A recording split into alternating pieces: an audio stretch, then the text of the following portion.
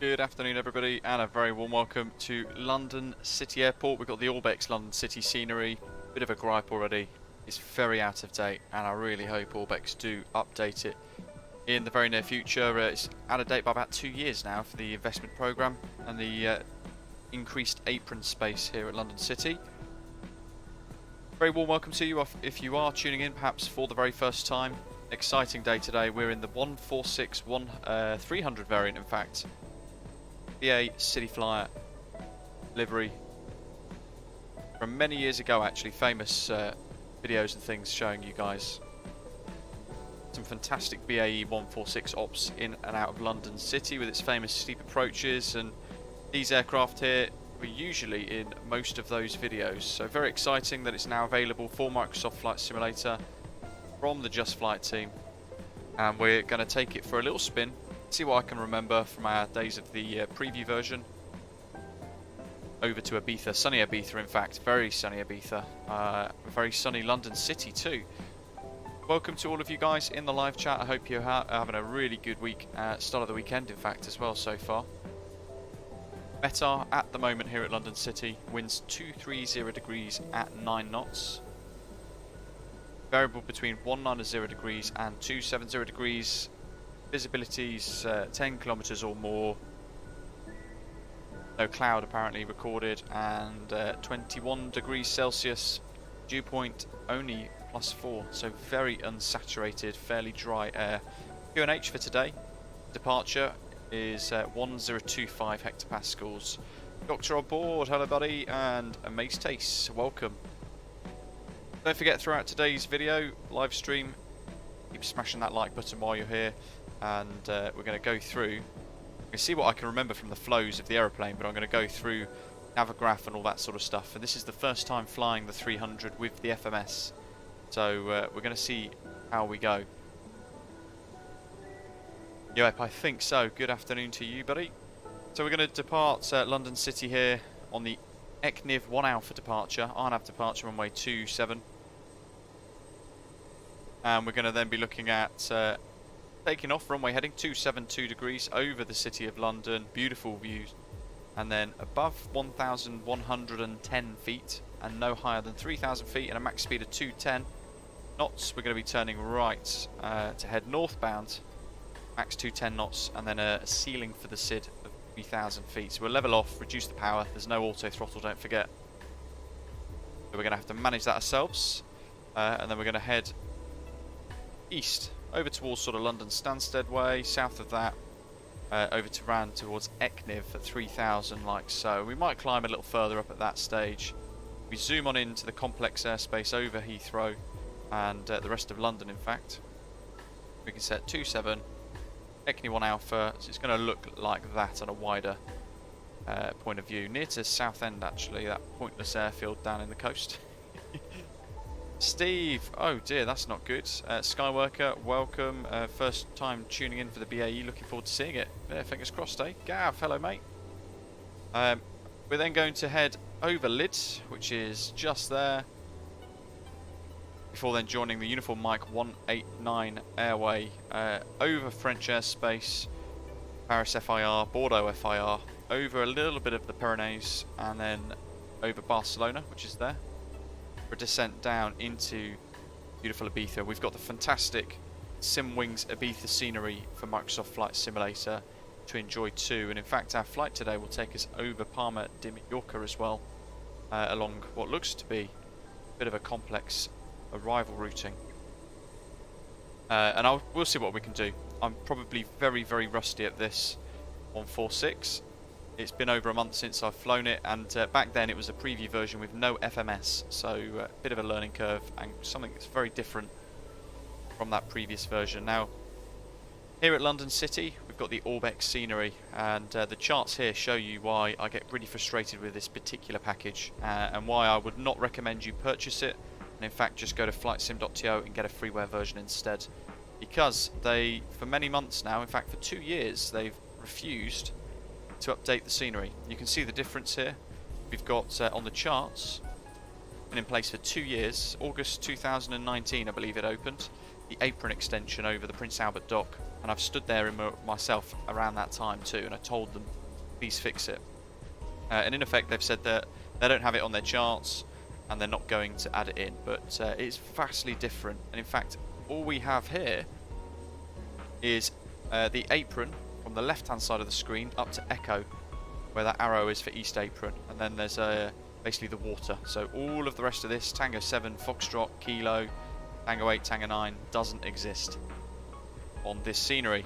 Really frustrating because it's some payware scenery, and the layout of London City now exceptionally different to what Orbx offer for 2 years.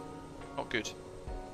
Shuts, good afternoon. Delta Tango, good afternoon. David A, good afternoon and morning to you as well over in the States. Exactly, Yoep. It was released after, so it's just kind of proof that it was a very quick port, so they could offer it for Microsoft Flight Simulator early on. Certainly not acceptable these days. I'm sure you guys will agree. If I show you here, look at that. By contrast to the charts, look how different that looks. But hey, we've already just started. We've been live for 6 minutes, and I've already gone on to a rant about the scenery. Delta Tango's bought the 146. Can't get enough of it. That's great to hear.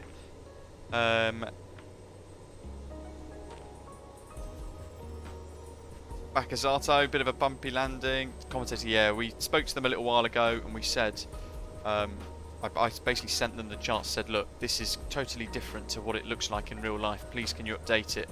And they said no. They have no plans to update it. That was, well, about a year and a half ago now, actually. Okay, we've got the new EFB. We've got the Working Title FMS working. And at the moment, folks, we are on APU power, with a couple of bits set up as well. So we've got things like the anti-skid system, we'll put it on. Everything in the overhead here, powering some of the hydraulic systems and things, all switched on, like so. There's our routing in the EFB with our cruise altitude of 33,000 feet. Block fuel 7,745 kilos, and we've got a zero fuel weight of 34.8 tons. I do like this, it's very smart. So we've got a little map here. Somebody asked if when you load a route will it go into the map, and apparently not. But it's a very nice little moving map that we've got. And the charts. Got the Navigraph charts loaded up with this one too. Does this airport have pushback Cocolada?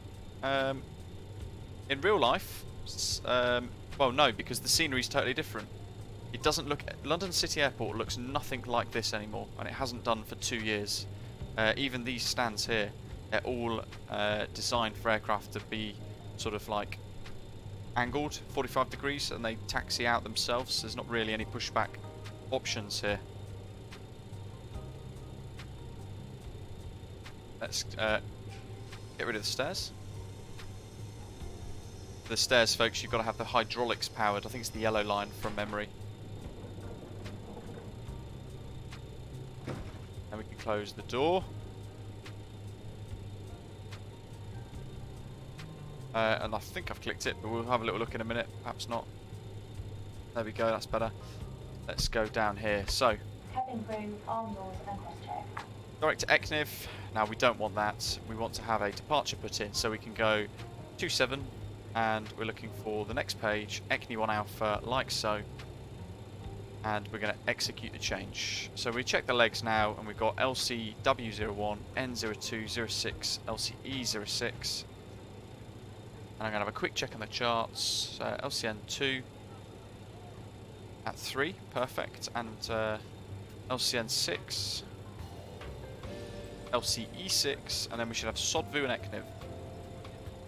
There we are, awesome. We've got a double Ekniv, not ideal, so we'll see if we can delete one. There we go. MCAD lid, WAFU. And we've used SimBrief import for this. For that, folks, all you've got to do is hit index, go to the second page, head to the route menu, and then you want to recall your SimBrief flight plan. You're using your pilot ID, and you can put your ID into here, but also you can put it into the EFB2, which then gives you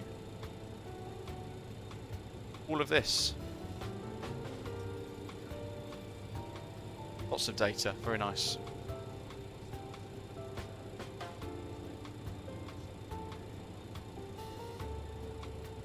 What else have we got in the index page there? We've got holds, progress reports, some GNS stuff, and some MCD menus. Based on the working title CJ4 version for this. Andy, hello, yeah, absolutely. One that it did do years ago, actually, so it'll be interesting to see how it all works in a short while. Let's get the comms systems powered up. I'm going to move out the way of the lift spoiler selection here. Go to 1228 for Unicom. Lovely, we don't have any of those. Got some sultry, summery tones to get us in the mood for Ibiza today.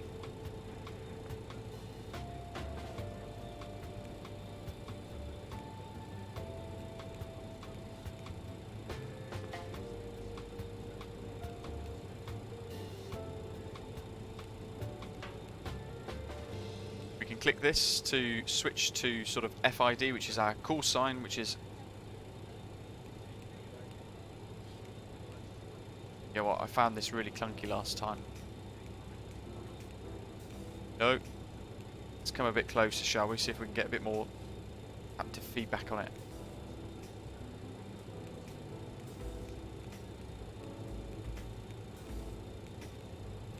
Yeah, boy. Here we go. C. Damn it. F. E. 6-3. We're going to get there in the end. 6-3. Bravo. Bravo. Enter. There we go. Click that back across. I'm going to stick it on to TA as well. Why not? Transponders back up 2000. Lovely. Brake temperature's only on low, and we're going to tune in ADF of London City, which is 322.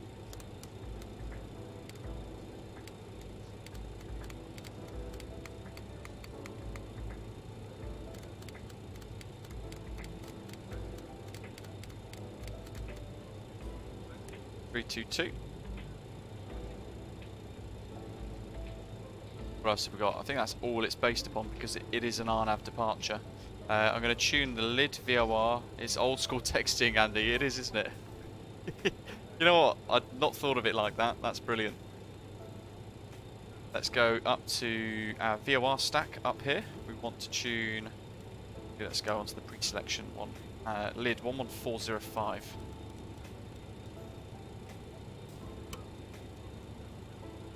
Let's whack it into the active box. We're going to put flight directors on. 1 and 2. And initially for departure we want runway heading, so we're going to go for...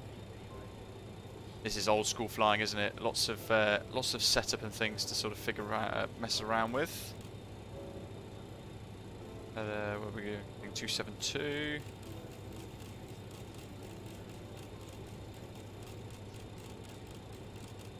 On the other way. Who's got the BAe146 so far then, and what are your thoughts? Are you loving it? Found some issues with it? Any bugs?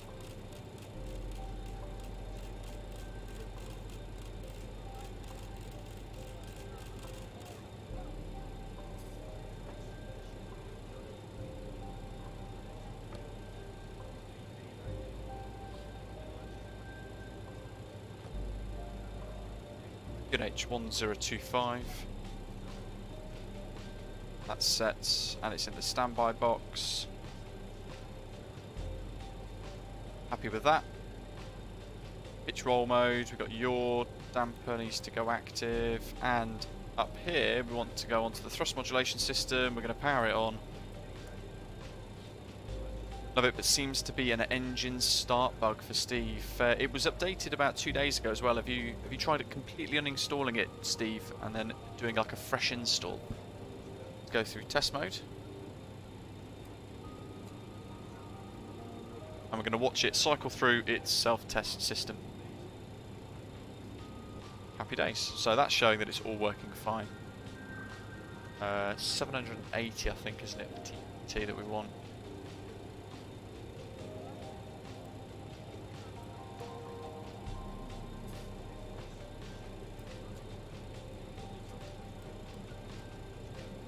We're going to go to the takeoff page and we'll have a little bit of a derate.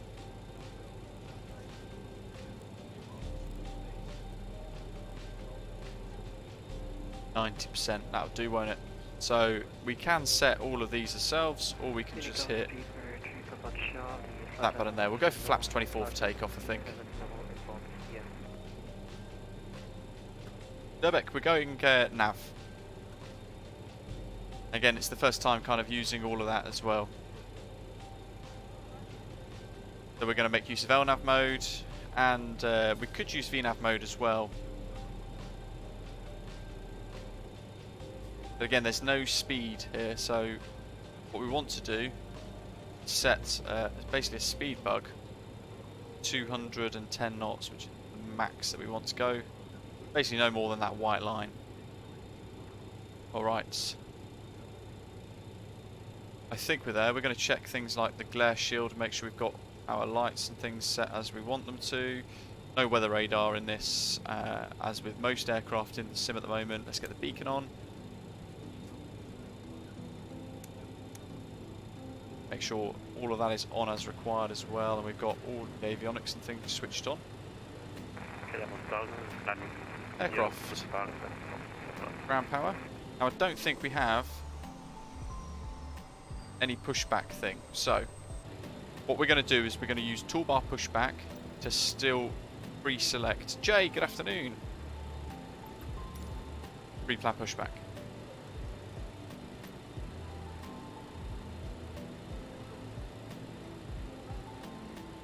There is a VNAV option there, Jeep. We might try it out. We'll see what happens. What's the worst that could happen? I guess we could break the plane.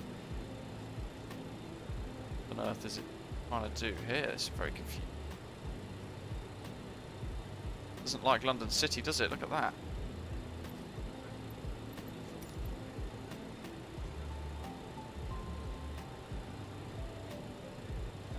So what we'll do, instead of doing that, we're going to do manual pushback. And I'm going to try and see what I can remember here.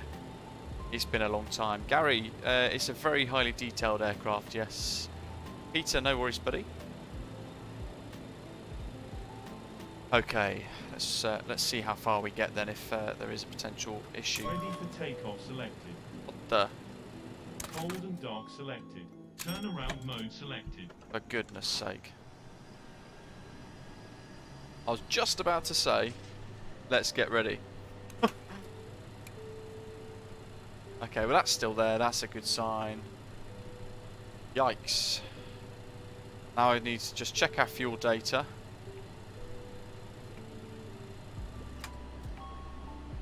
Got the APU off. Yeah, brilliant, it's stopped the APU. Get the ground power back on quickly. Oh, this sim does like to test us, doesn't it?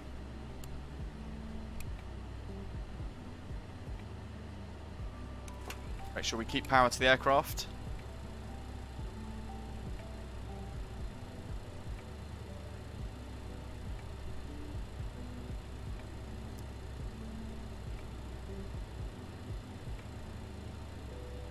There's the APU dials up here. So that's very similar to the Aerosoft CLJ. You remember the click spots and things for the actual tablet remain active throughout the entirety of all of this, so let's make sure.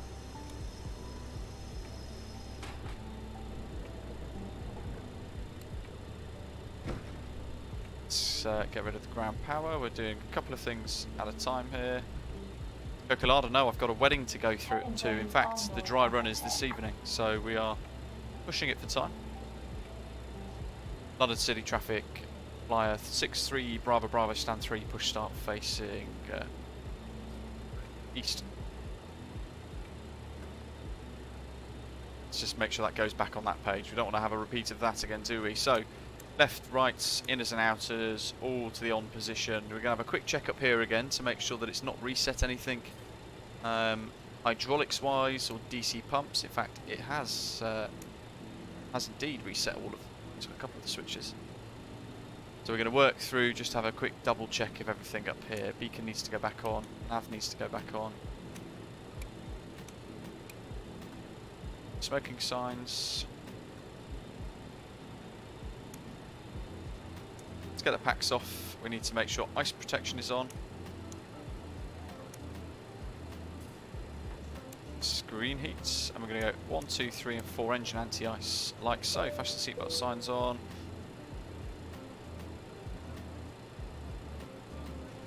Right, let's push. We'll have to do a manual pushback. Makes it a little bit more difficult for us. Box are removed. Let's get the park brake off. And hit reverse. Quite good. Hold. Gotta make sure these get recalibrated a little bit, because that seems to have reset as well. We're going to continue. So that's a bit better. So a little frustrating. We're going to have to take it a little bit slow to work through some of these checks as we manually push back the aeroplane too. But again, it's more of a scenery problem than the aeroplane, this pushback. Engine start for number 4 on.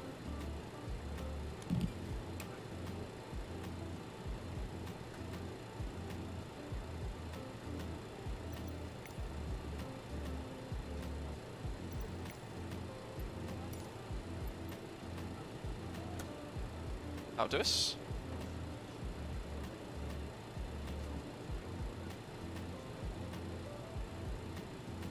Okay, how's that N1? N1 is rising. There we go. It's about 10. Let's get fuel in. N2, sorry.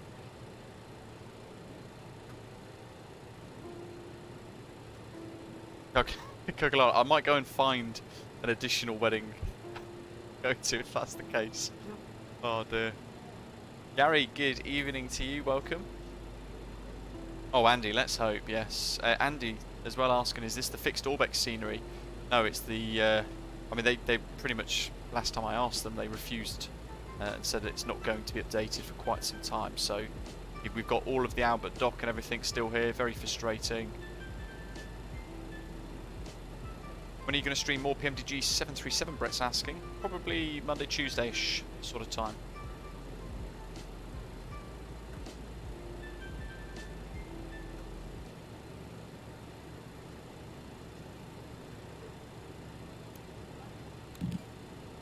That fired up.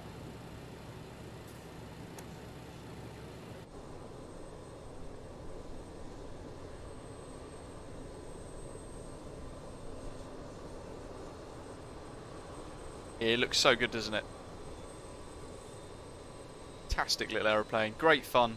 When I was flying the preview versions of this, I was really enjoying every moment of it. Okay, back in the flight deck. A very busy engine start, this. Gary, we're on the VATSIM network.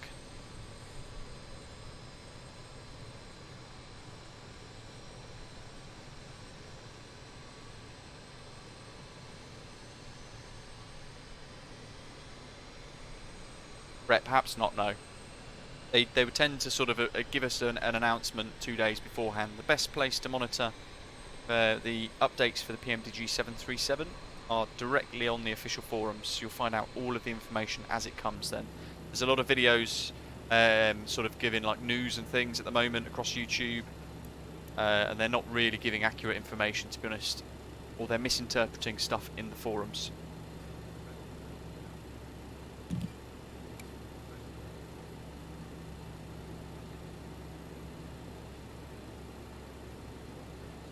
There's the N2, you can see it get to about 10 now actually, so let's add the fuel.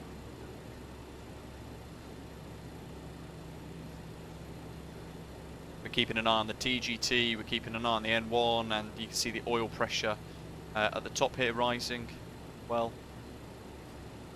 And there's fuel flow to the engines as well, you can see there.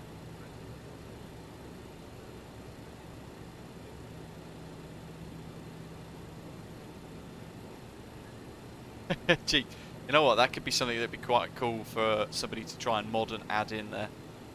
ODG, what and where are the official PMDG forums? If you type into Google PMDG forum, you'll see a link. And in there you can sign up, create an account, and you can add, well, you can go and comment and take part, I guess.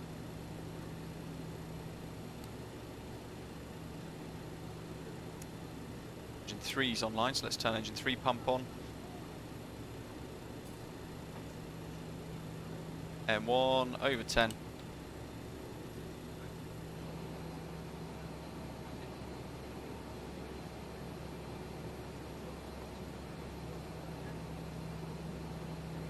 Gary, yeah, it's an accurate rendition of the aircraft within the simulation. It's not PMDG level, of course. The FMS, for example, is from the working title CJ4. You get a lot of variants, a lot of liveries. The 200, 100, 200 and 300 variants. You've got the RAF versions, and you've also got my QNH has remained the same, that's good. VHF nav has reset itself though, that's frustrating. And let's check our 322s there, that's good.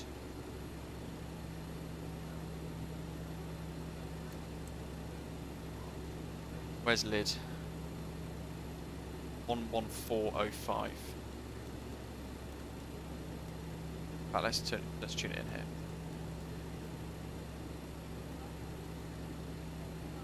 Oh, 05 lid.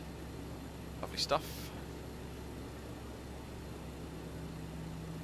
Okay, so we've turned the cross modulation system off for the engine starts because otherwise it can interfere. We're going to go flaps. So I've got a couple of custom views set up for today, including some of these beautiful views. Oh, here we go. Look at this. We'll do flaps 24. Showdown, yeah, it's very feel very sort of, it's a very alien feeling. It's a very old way of flying. JustFlight have done a really good job of creating this aeroplane. I think it's a brilliant little add-on and certainly one of my favourites. Always good fun to fly the Whisperjet. There we go. There goes London City popping in the background. Interestingly, some of the liveries are a little bit aloof, a little bit blurry at distance. I've noticed some weird behaviour from Microsoft Flight Simulator since Sim Update 9. And Asobo have said, in fact, that they are going to release an update, a patch in the next couple of days, hopefully, to improve some of the issues that people have reported with Sim Update 9. So that certainly sounds good for us, doesn't it? Right, let's just make sure we've not missed anything else in the aircraft, including your damper. There is a light on, thanks to whoever in the chat reminded me there, because we did accidentally click a couple of buttons, like certainly reset all of our lights as well.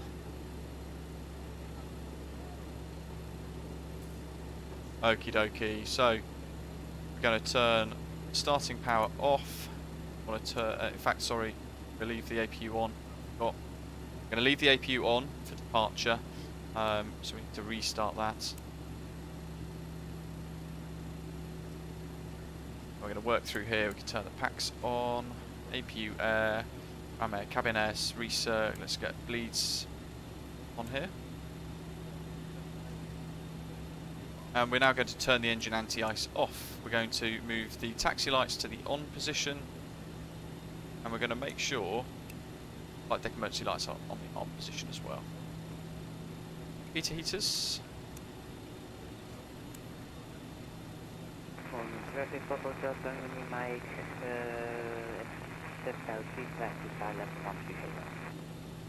we've got 3,000 for our initial altitude. Where's your beacon light, Delta Tango? It's all the way up here, alongside the strobes. What else have we got here? Flight recorder off, although I've never found where it is. In fact, it's down here somewhere, isn't it?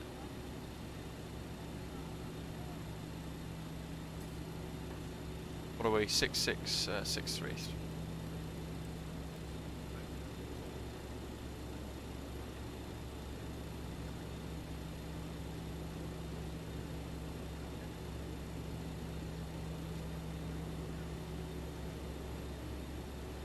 Brake fans on, and let's take the park brake off. London City traffic, Cityflyer, correction flyer, 63 Bravo Bravo, taxi to hold point Echo, runway 27 with some old scenery, city traffic.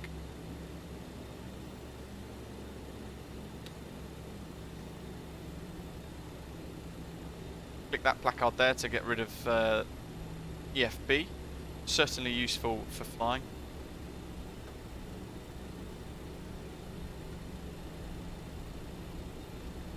Ah, click the grey cover on the right. That one. Interesting.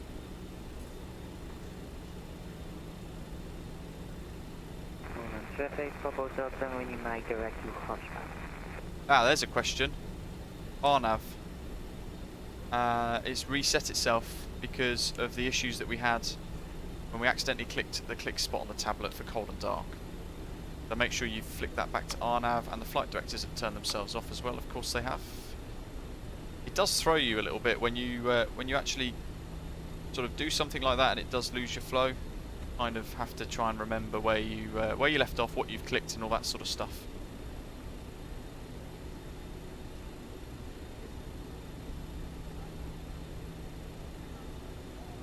VLR pilot, yeah, apparently not. Which Brussels airline livery? I haven't done any model matching. Oh, there's the beacon, by the way, folks. I haven't done any model matching for the 146 beyond BA Cityflyer and a few other bits. Okay, I think we can line up.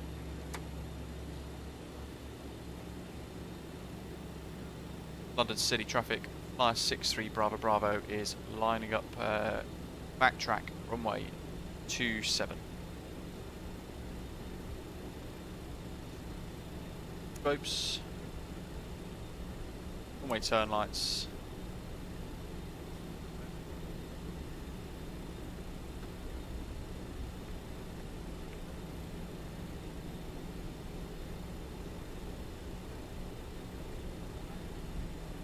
If anybody from Orbx is watching this, please, please, please, please fix your scenery and update this London City Airport pack, please. I'm sure a lot of us in the community enjoying the BAe146 will be very grateful of it, should you choose to.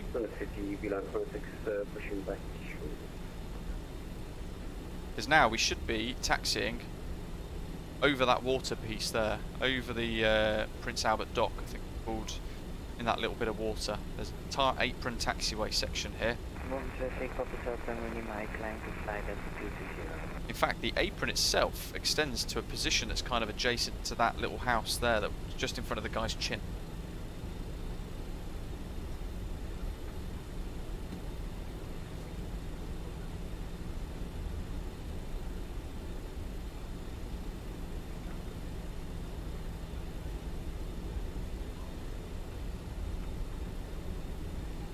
Alberto, good morning, buddy. Welcome. Bill Games, hello to you. Let's get the TGT back on. Let's set takeoff mode. In fact, it's reset that as well. Good grief. Giving us quite a lot to do today, isn't it? There we go, 89.9. That'll do. We'll have a little derated. Just going to resync these to make sure that it's all correct.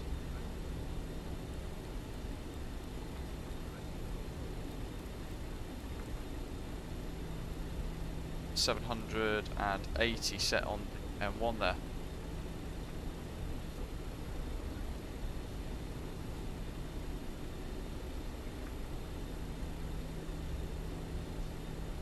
Mogtashi does, he's called Dave.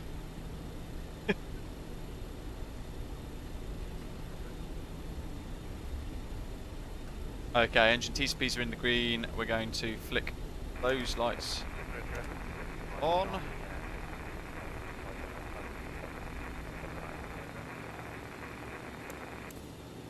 Stick continuous ignition on as well for now, because I think there's something to do with that. I'm trying to remember the elements of the aeroplane that I've forgotten because I've not flown it for a little while.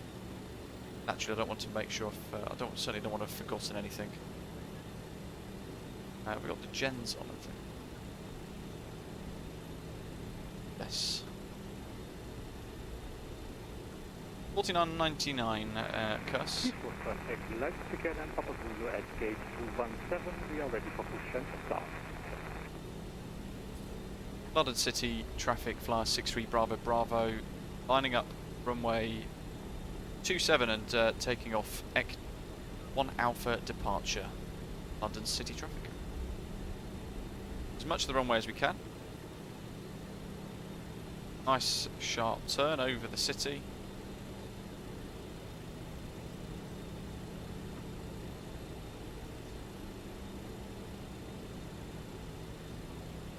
There's horrible performance at this airport scenery. McGlovin, am I looking into the Mad Dog? No, I think it's, personally, if I'm being totally honest, I think it's very expensive for what it is. Especially, I've heard the sounds are particularly poor on them as well. Okay, so we've got flight directors armed. It's at 210 there. Autopilot's down there. That's set. They're set. Make sure we've got our legs page selected so we know what we're doing there. And we've got RNAV set too, so... Alright, let's go guys. Let's rock and roll. A little bit of power.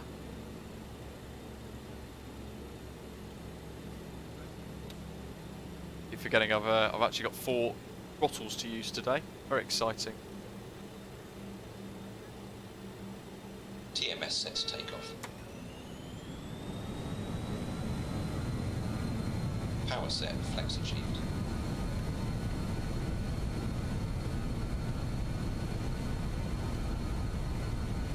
Speed alive, both sides. 80 knots, cross-checked. Certainly need flap 24 for this. Running out of runway.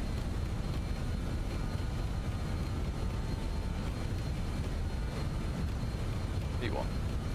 Rotate. V1.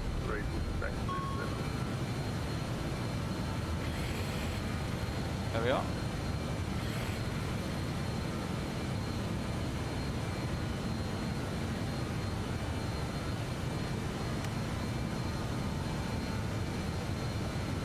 Rotate. What? That's very late. Fantastic, love it. Right, what do we want? Alt holds. Let's make sure that is armed. And we're just going to go autopilot on now.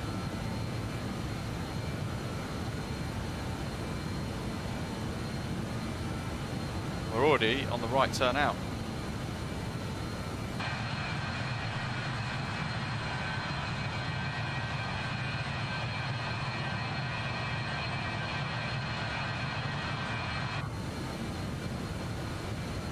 Right, let's just make sure I've not missed anything as we start to accelerate away a little bit. We're going to go to a slightly lesser pitch. 140, let's go to flaps 18. RNAV's flying it beautifully at the moment, up to 3,000. London City traffic, flyer 63 Bravo Bravo, airborne. EGLC 1 Alpha departure, passing 1,500 feet, London City traffic. 3,000 alt arm, we've got LNAV on, we're going to hold, let's see, yeah, actually, that'll do for now I think.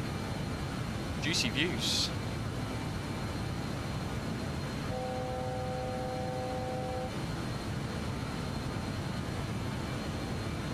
Here's some more juicy views, are you ready? Oh, time for a right turn. In fact, even better. There we go, look at that.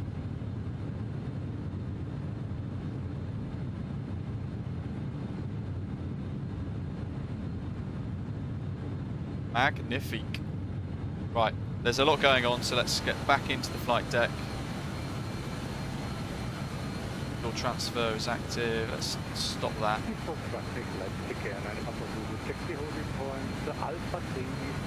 Decrease flaps. Make sure that is on EGT mode, 780.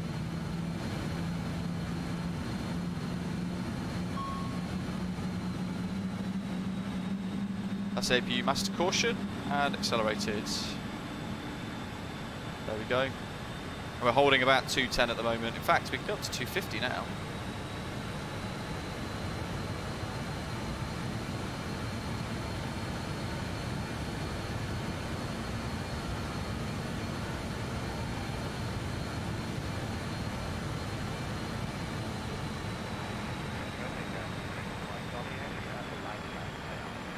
We're flying this departure at 3,000 feet. We're just about holding, maybe a little bit more thrust. That, the Whisperjet. How quiet is she? No TCAS, makes it interesting.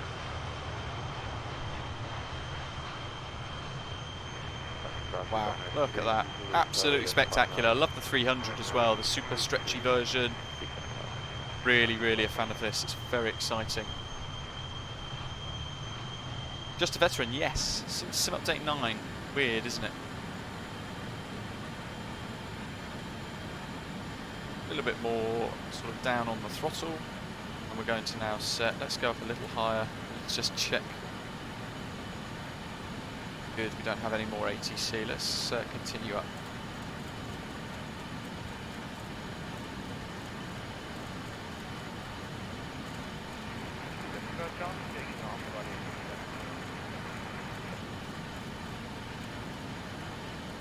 Let's go to 230 for now, we'll just see what happens.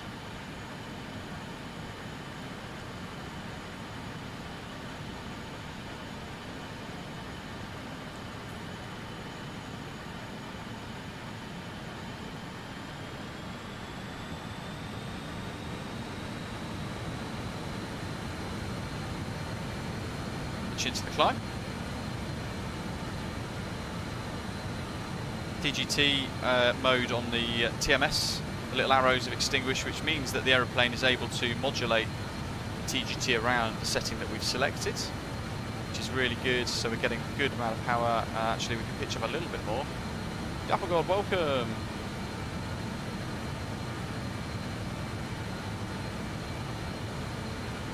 Yeah, it's quite tricky, this. It is effectively all manual throttle. We've got 4 of them to manage.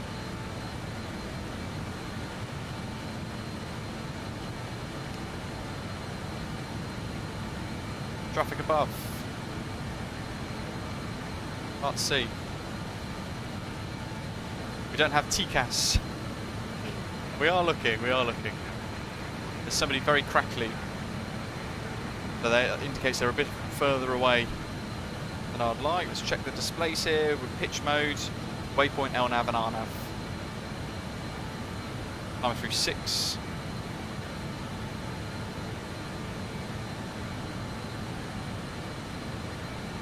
Which is the transition altitude, so let's go QNH 1013.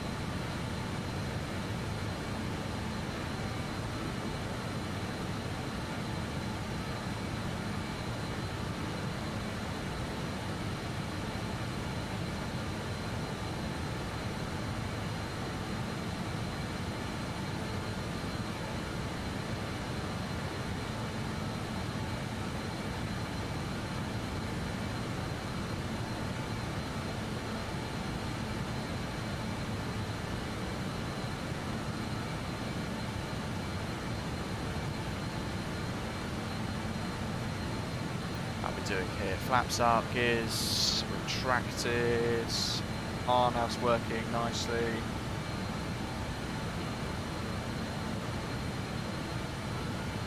Onto 2H still, and we've got arm for 23,000. So let's bring the pitch down a little bit here.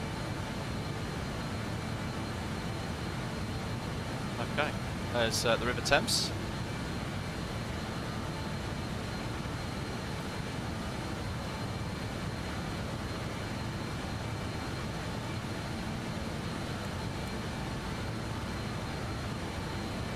How we're doing. That's pressurising, cabin temperature's looking good, check the overheads, that's all good. Get the runway exit lights off.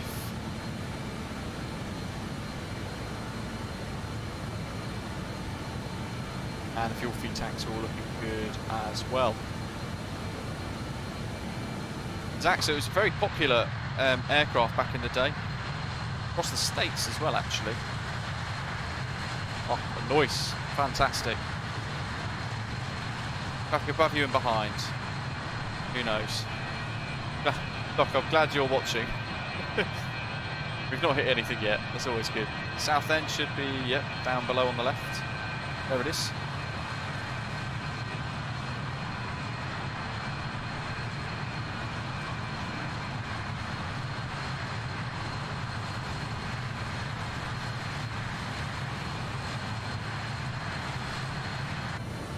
They've done such a fantastic job with this aeroplane. I do find it very enjoyable indeed. Landing lights off, seatbelt signs off. And we're going to let the nose come down a little bit. We're going to accelerate a little bit more.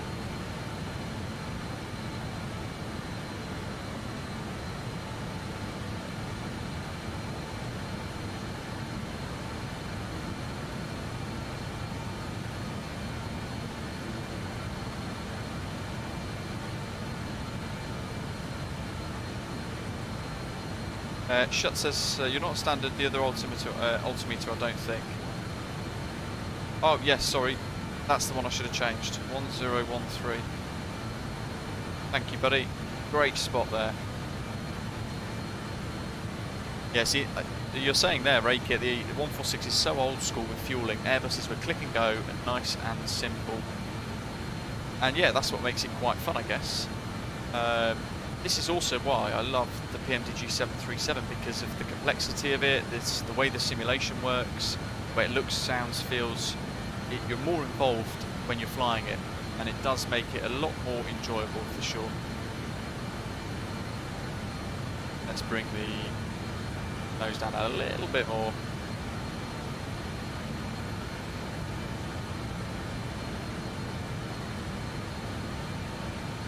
Jack Beale, good afternoon. You can track us on Volanta as we fly along as well during today's routes, and I'll put some of the screenshots onto Volanta as we fly along as well.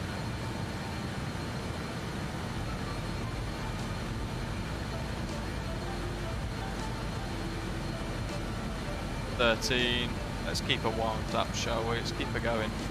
Up to 3.3. Almost the ceiling altitude for the aeroplane, which I think was only 35,000 feet. So that's the TGT, that's the RNAV HSI, so if I wanted to track VORs instead, I'd flick the little yellow switch there to nav, and the same for the captain as well.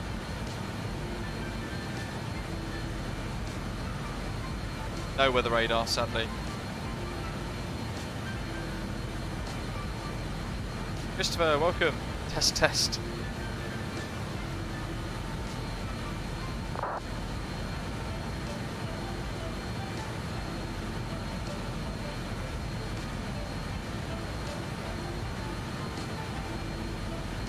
Yeah, as Ashley's saying there, Phoenix are only doing the 146, Phoenix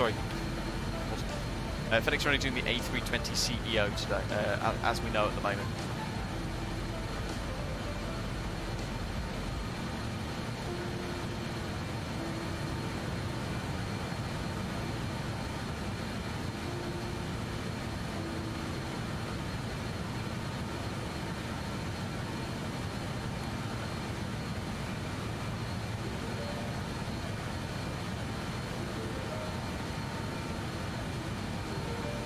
Alrighty. There's some funky blurry textures. The visuals there could do with a bit of improvement, couldn't they? Less noticeable on that side, interestingly. Harry, do you think the PMDG 737 will come out today? I don't think it'll just arrive. I think we're going to be waiting a little bit further.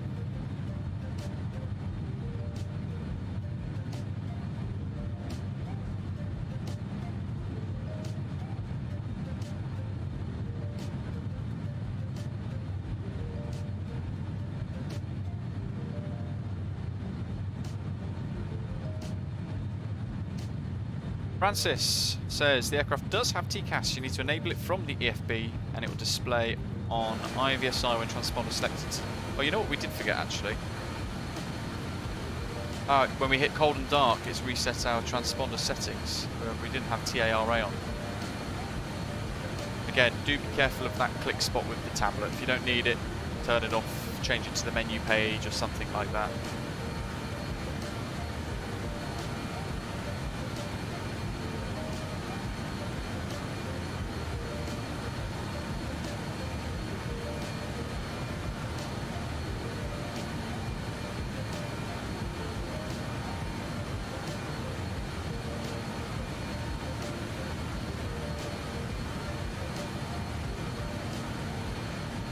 Right, let's get the EFB back up. There it is.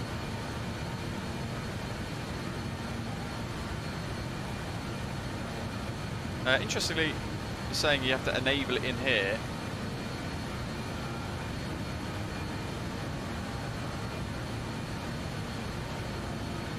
That doesn't really make much sense.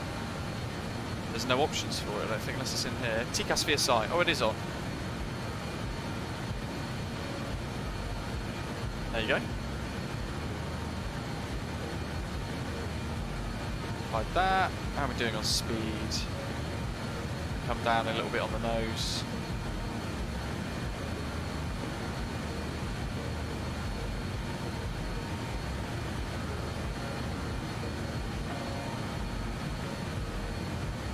Cool. Break It loves the A321 ASIC grid aeroplane, isn't it? Jack Beale's been flying the JustFlight 146 Professional the past couple of days. Can't go back to the Flyby now. Absolutely loving flying the aeroplane. It's good fun, isn't it? A lot more hands-on. Jeff, they are indeed. Aerosoft are working on an Airbus A330.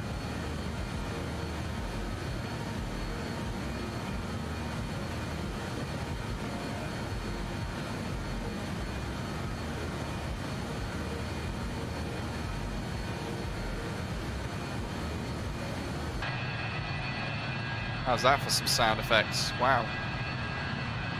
There's lid.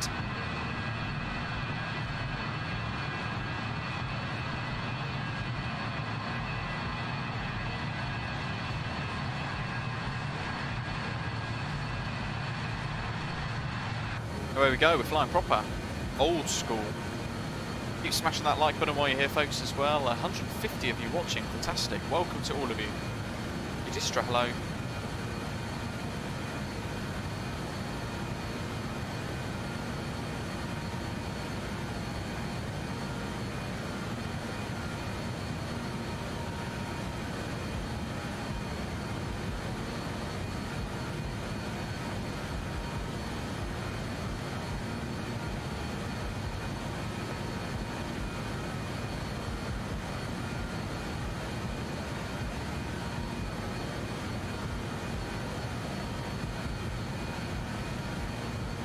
Now, the 146 actually comes with a 260-page manual. Ah, thank you, Doc. Let's get that refreshed. It comes with a 260-page manual. It covers everything, including lots of checklists, complete with pictures that kind of explain everything that you, basically everything that you're going to want to do to get it all configured for a flight, wherever in the world you might be. There we go, that's a bit better, isn't it? Let's check our airspeed here.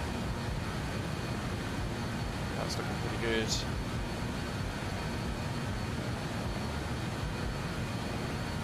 Every day brings us closer to the 737, the Night Shepherd. It certainly does. Very exciting, isn't it?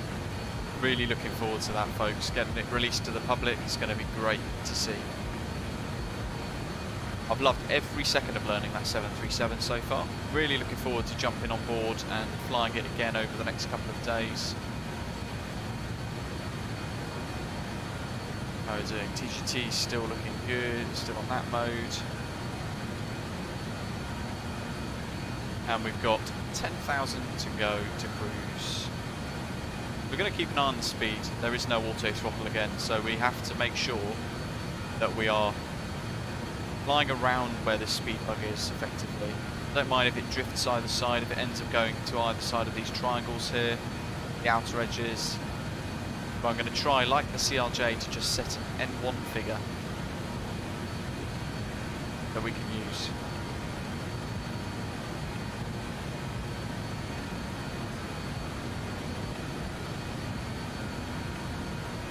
Boo, hello. Very good, thank you. How are you doing? DC Mole, we need this in Fly UK. Absolutely. I don't think they'd be too interested in adding it in though, sadly.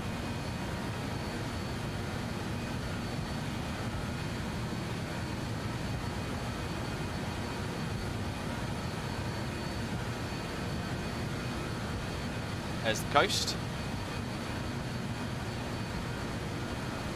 In fact, over this side, you can't really see it, I don't think, but off in the distance, back the other way, would have been Dover, I think.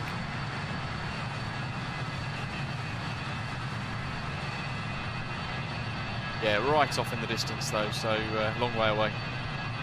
Yeah, still no PMDG announcement, but monitor the forums, their official forums, for all the latest, and you'll see exactly when it comes. I think previous with the DC-6, they announced it 2 days prior to it actually arriving in everybody's hangars.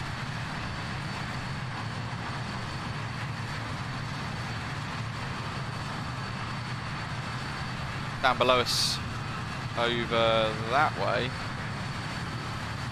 further into the distance, is Shoreham.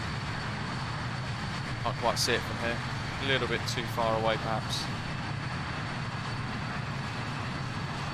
Oh, look at that. It's such a very cool looking jet, isn't it?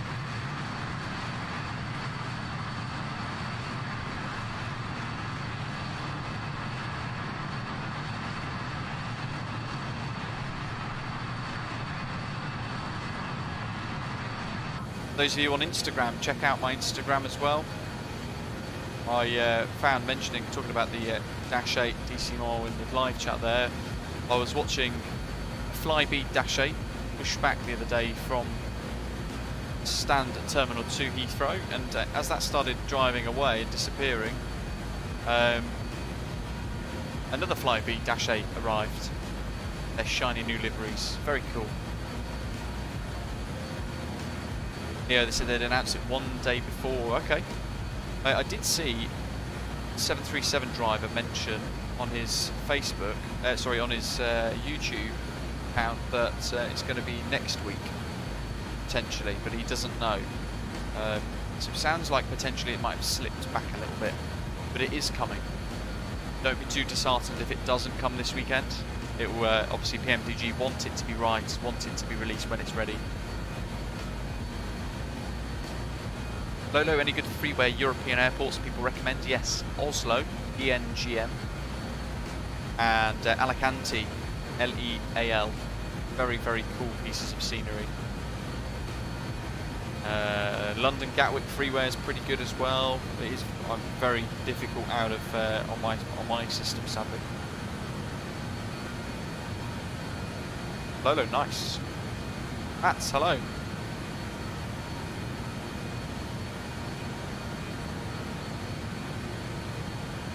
Makazato, am I planning on getting the Leonardo MD-80? I'm still very undecided. For me, it's £75 including the 20% tax that we pay here in the UK. I think that's too much money in comparison to a lot of the other offers and price points for aircraft at the moment.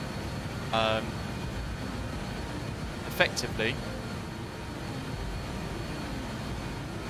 I don't know. Yeah, I'm not sure. I know there's a lot of hype and excitement around it at the moment. There's people saying it's fantastic, but ultimately there are a lot of complaints about the quality of the sound. And if the sound isn't right, then it kind of ruins a bit of the emotion, doesn't it?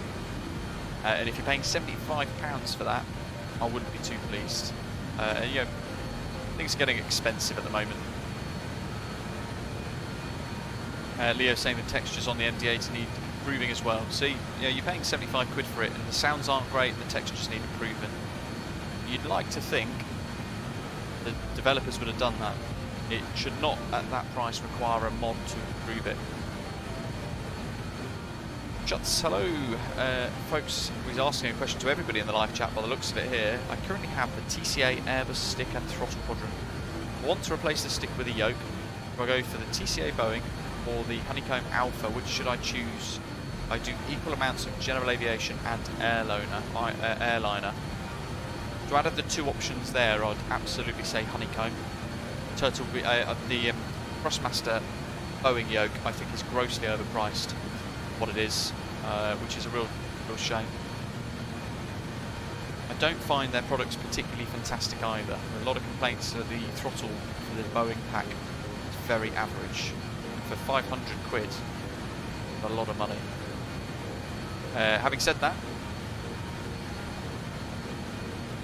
I really like my Turtle Beach Velocity 1 kit.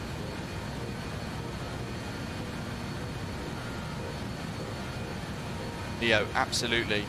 People started to think the MTG were going to literally about to release the 737, so I feel like a couple of them just threw their products in advance to be like, right, we've done a plane too, please buy ours. Having said that, this aeroplane was obviously released the other day, and it is really nice. Really nice. The sounds are great, the textures are really good. The flight deck is simulated fantastically well, really nice. And the Working Title FMS that they've put in is actually really quite effective. We can go through to the flight deck. I'll have to turn the cabin on in the settings because I've got the... Where is it here?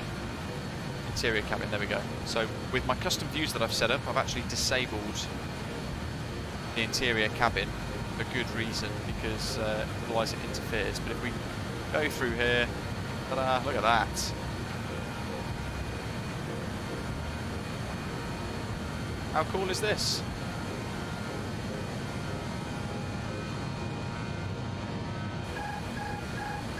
Brilliant.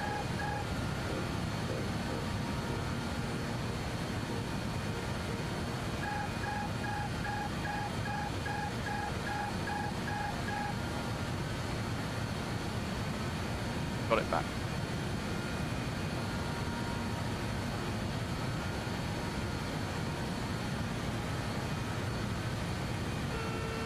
That's a little overspeed warning, but that's fine because we're exploring the cabin.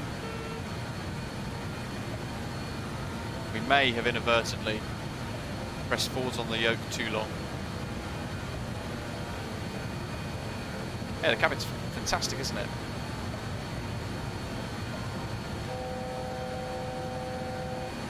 Look at that, we're right on the edge. There's our altitude warning. We have got Alt Arm on, and we're on LNAV as well. So that's going to flick across to Alt here in the main panel. That button there will illuminate, which says we'll be in altitude hold mode.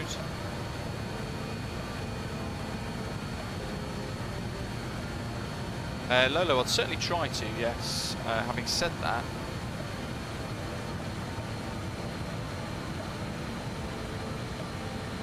there's a lot of other things that I need to sort of, a lot of other airports I need to visit at the moment, like Tromsø and everything else. Have been on the list for quite a while. The new Jaxio.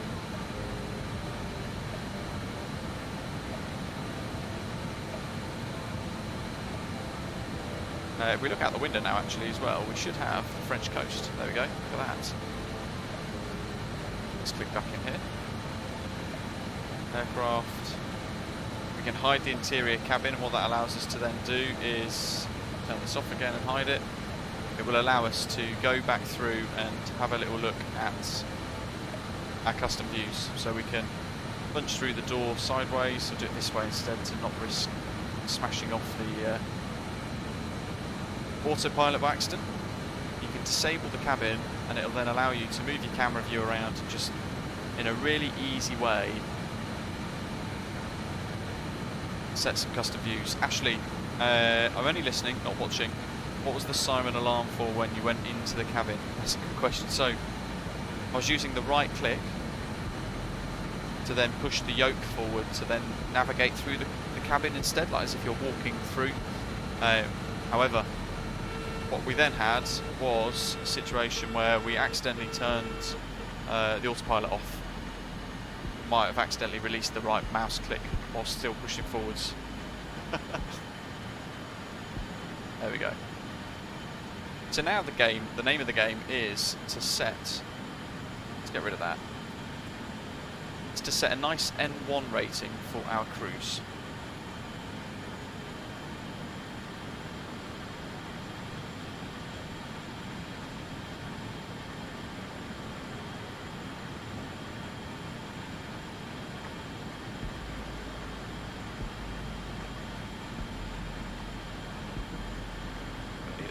power.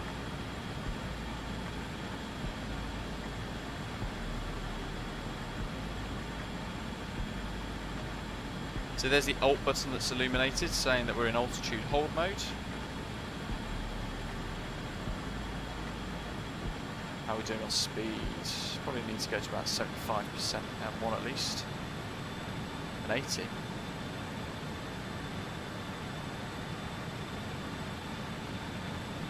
You can use sync. So you can go to your thrust modulation system, turn it on, and you click sync. What it will do is it will sync to engine 1 as the default. Look at that, we've lost a little bit of power there.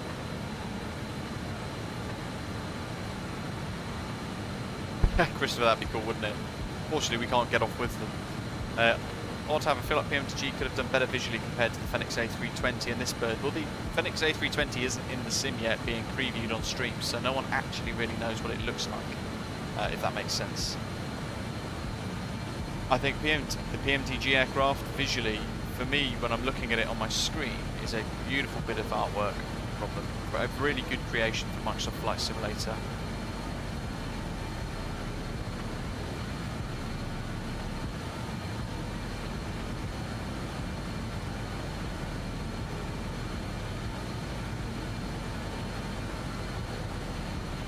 Watching the speed here. Nerd wants the TMS on. There we go. So we sync it. You can see here it's then said that it's going to control N1 using number 1 as the master. It's going to sync all the engines across to make sure they're the same M1 rating. Andrew Neal, good afternoon to you. Welcome. Just watching that speed creep up a little bit there. Let's just bring the power down slightly.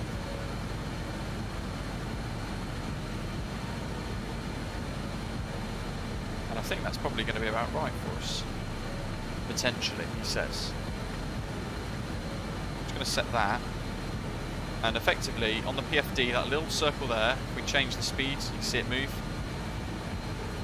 If it starts to drift either side of that vertical line, then we know that we're either accelerating or decelerating. F for fast, S for slow, for example. There you go, look, you see it rising. Let's bring this, the N1 back slightly. It's going to be around 85% M1, I think, for cruise, at a guess.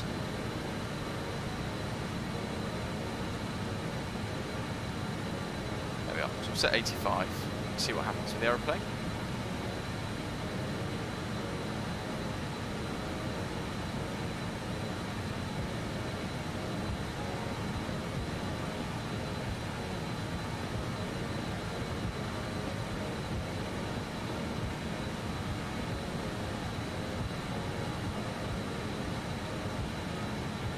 Perhaps even 84.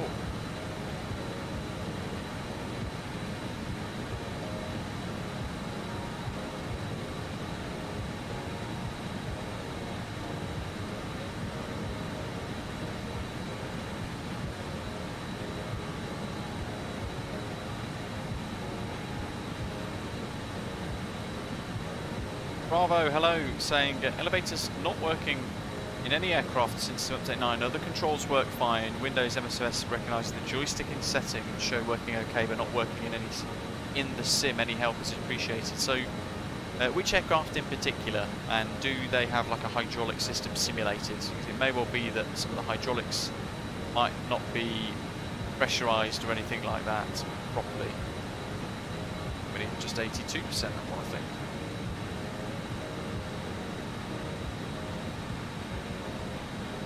A little bit too keen there.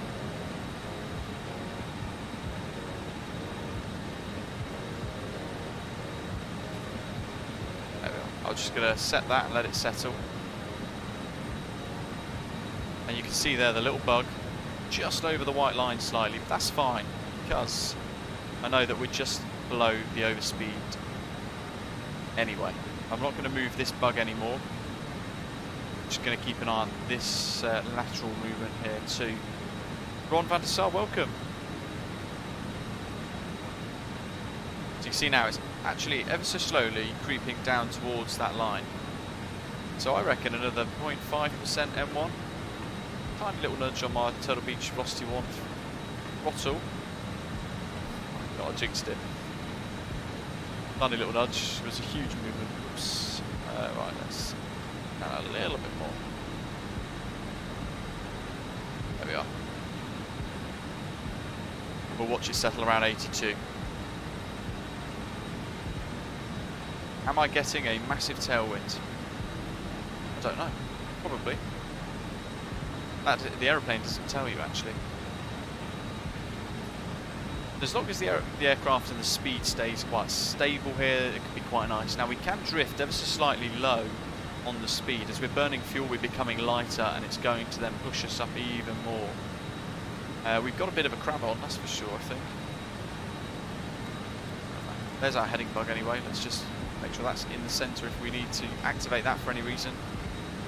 And everything else is looking quite nice. Make sure that's on engine 1 gen. Okay, outside view for blue. Oh, look at that quad contrail magic. Oh. How cool is that, folks? There's a screenshot for you. Can you try to fly the 757 or 767 in another stream? Geordie's asking. I don't have any in Microsoft Flight Simulator. It's the only sim I use at the moment.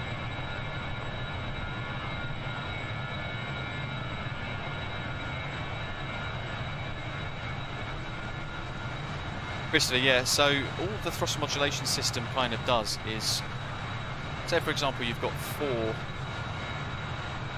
pipes, they're flexible pipes, and each pipe is basically the fuel pipe to the engine. What it will do is it basically squeeze it.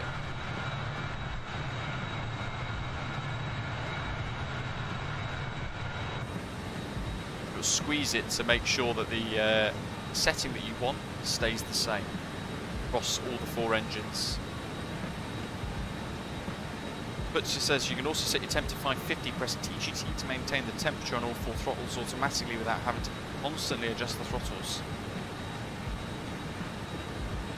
That's a good shout actually as well.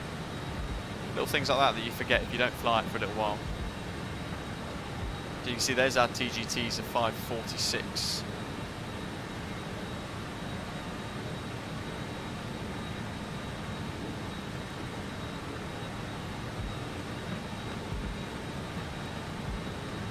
Interestingly, it won't actually let us go below that.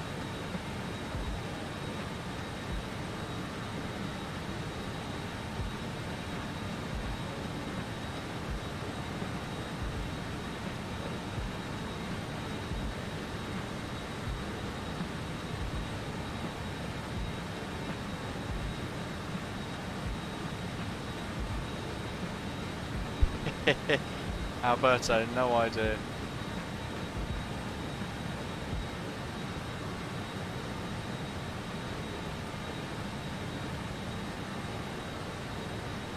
So this is a little bit clunky. Look at that. Wow, 5.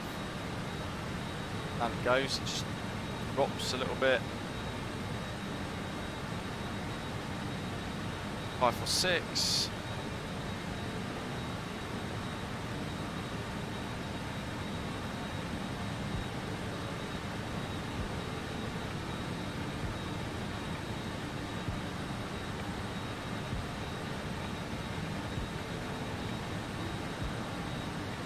Magnami is asking, do you have any issues with the rudder sticking? I haven't had any in this, no.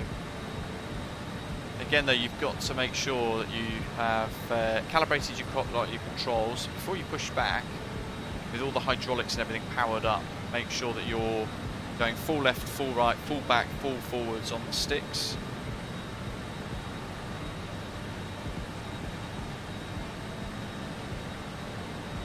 Yeah, 600 is all we're going to get there, I think, by that looks of that, so that's fine.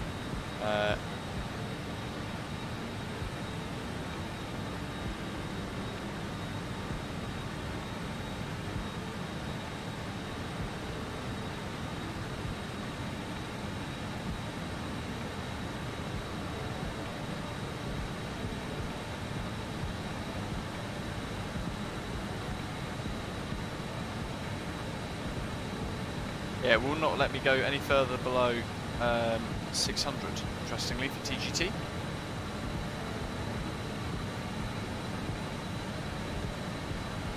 Oh, of course, Christopher, yes.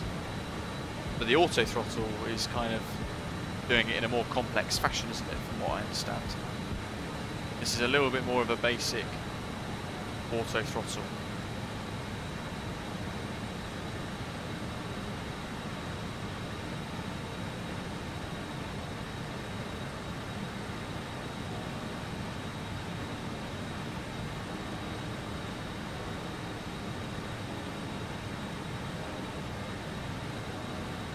EBC News Nerd. I have no idea who they are though. If you can work it out, let me know.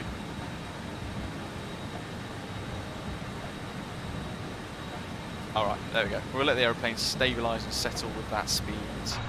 Throttle rating, I think, for now. Output. Almost 100 likes. Thanks, guys. Glad you're enjoying it. If I show you Volanta so far. More screenshots to add in here. In they go, lovely.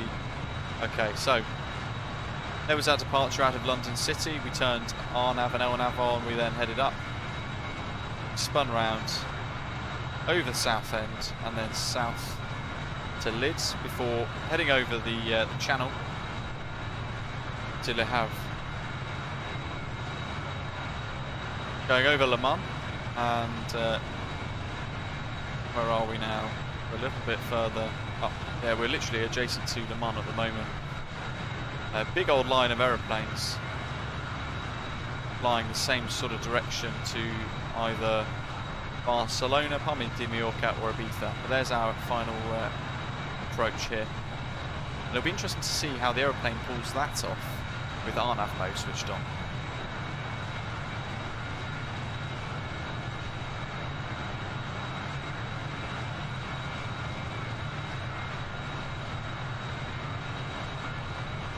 If you want to get your hands on this really cool BAe146 or MSFS, then all you've got to do is check the links in the description down below and you'll see everything there, all the links to the JustFlight website.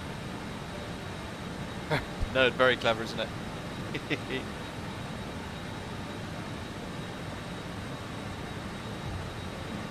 Andrew, good question. What are the frame rates like on this beautiful BAe146 compared to the PMDG 737 and the Flyby A320?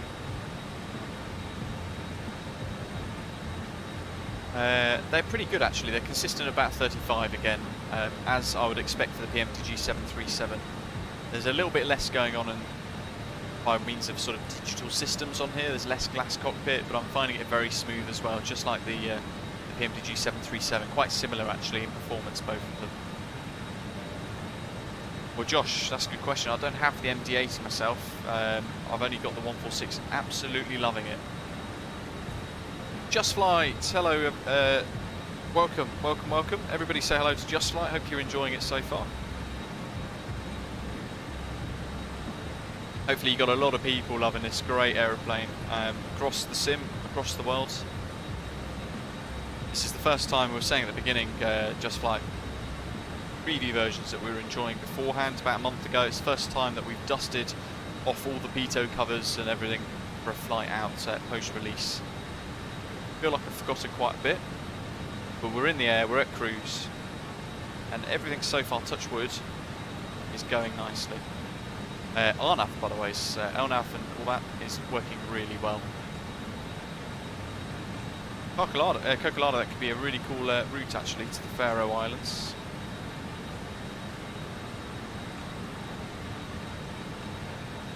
Good to see everybody welcoming JustFlight into the live chat there. If you have any questions for the JustFlight team, then do fire away while we have them.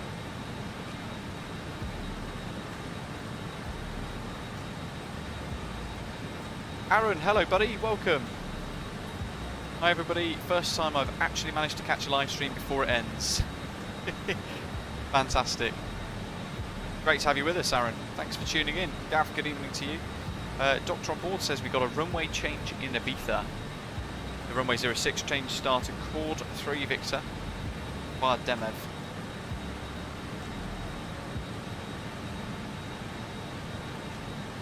Great, I've got dispatch live in the chat to assist us with runway changes and everything like that.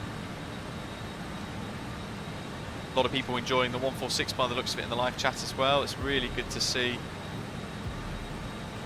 So Balanev Park, next, what have we got here? So Corda to LEIB, and we've not actually put the arrival runways or anything in at the moment, which is good.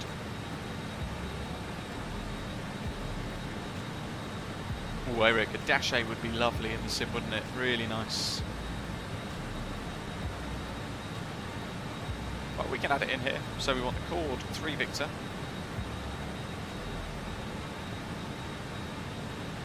ILS 06 Zulu via Demev, which is that one.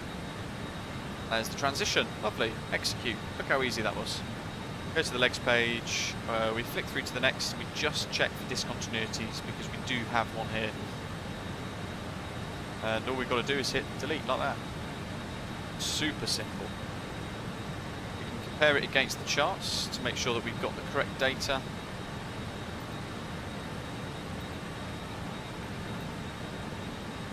Corda 3 Victor, let's pin it. That's the one we're going to be using. So over Corda, descending down to at or above 5,000 at IB810. The ADX NDB of 384, we can tune that in as well in a little while. I'll do that after we've had a quick chat through this. Negri above 5,000, Alpum above 4,000. And then we've got 2 tops, max 220 knots, IB911. Let's see what we've got here. So Corda, IB810 at or above 5,000. ADX at or above 5,000. Negri 5,000. Alpun 4,000 and above. Tutut 4,000 alpha. That's good. IB911 3,000 alpha, and IB912 should be the same as well. It is lovely. IB913.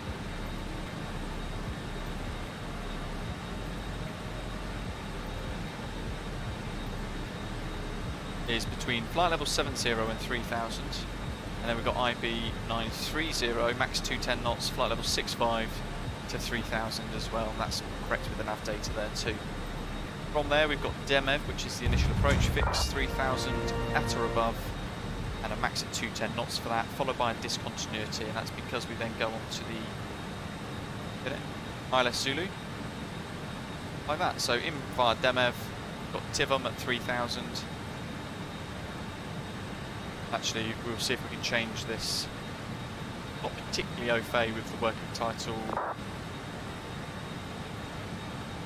system, but it seems to be very intuitive, quite easy to just work out. Osnuk.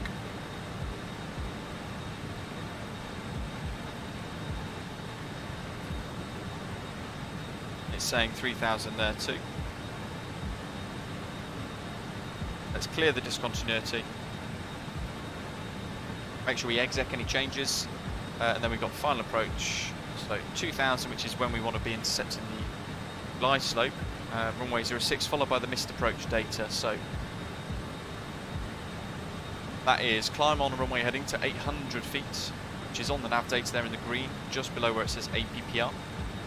Turn right, not before 2 DME IBA. IBA2 in the nav log, that's what that is. Max 185 onto a 172 radial. It's I173 in there, but that's fine. To intercept and follow the radial 121 IBA to 7 DME and hold.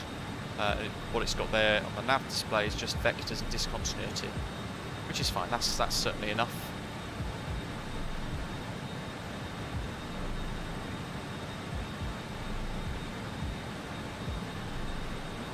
Robbie just flew Mackie to Brisbane in the 146. Thanks for a magnificent aircraft, JustFlight. It's an absolute pleasure to fly this special aeroplane.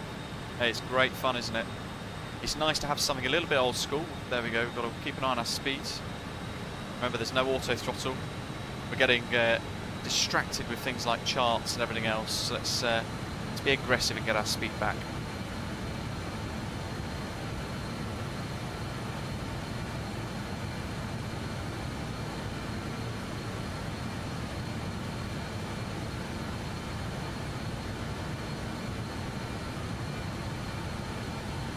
Jackson, thank you very much, buddy. Thanks for your super chat. Really kind of you.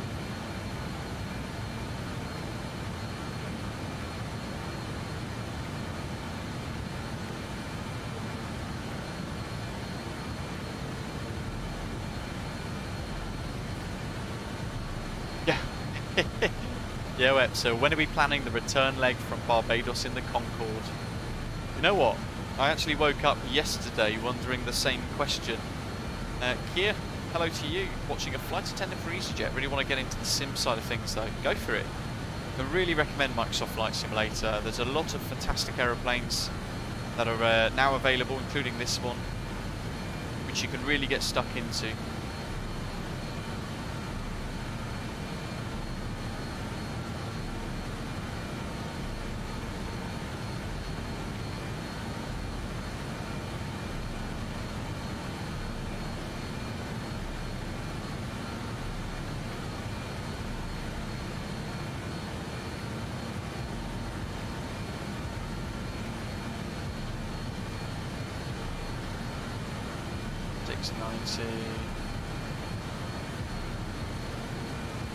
TGT.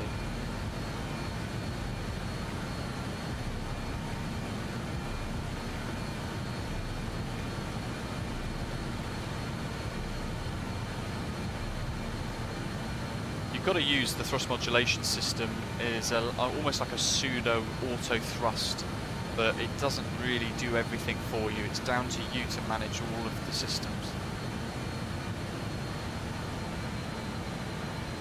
And again, still idle the throttle like that and it will still give you a reaction.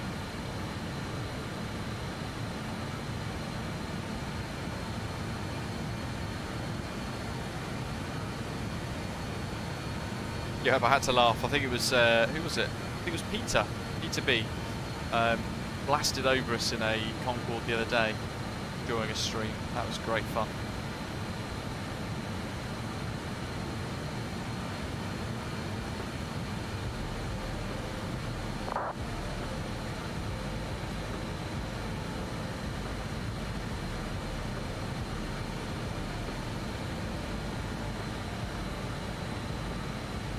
Oh, Andrew, look at that. Will anybody be developing a Boeing 727 for Microsoft Flight Simulator? Now that would be great fun, wouldn't it?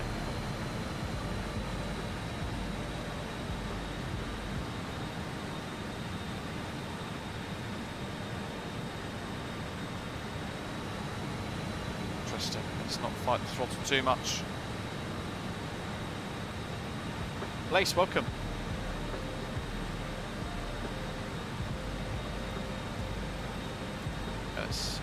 That's why. Because we are setting TGT and sync on, so we're kind of getting a bit of a blend of two there. JustFlight, here's a question for you actually. Yoet might be wondering the same thing. How's the Fokker progress coming along? The other aircraft that you guys are developing at the moment on the website showing in development. Fokker Fellowship. It's been a little while. I think end of January was the last dev update from you folks. Nice synth. Wow, been learning on DCS how to do air-to-air refuels. That's that is way beyond my ability, I think. That sounds good fun.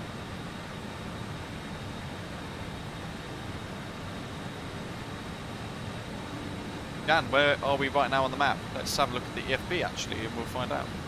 Let's click the card, open it up. On the map. There you are. We are east of La Rochelle, near Limoges. There's Lyon. Further towards the east, and Dijon as well. Bordeaux on the map too, lovely. You can zoom in and zoom out too, so you get a bit more of a wider picture. We're pretty much central France. And you can unlock it so you can drag the map around as well. Very fun.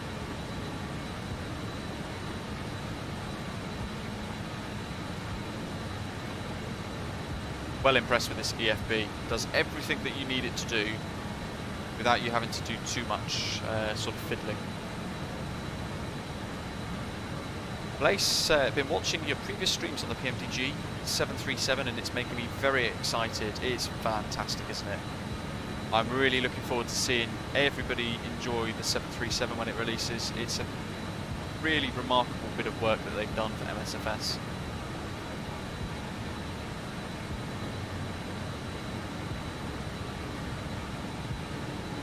Katerina asking, is it the 300? It certainly is. Got a bit of a drunk drone camera again. Thanks, Microsoft Flight Simulator. Yeah, here she is, in all her glory. I think from what I read, it's the exact same power rating on the aircraft from the 100, but they've just made it longer and heavier. Didn't really changed much.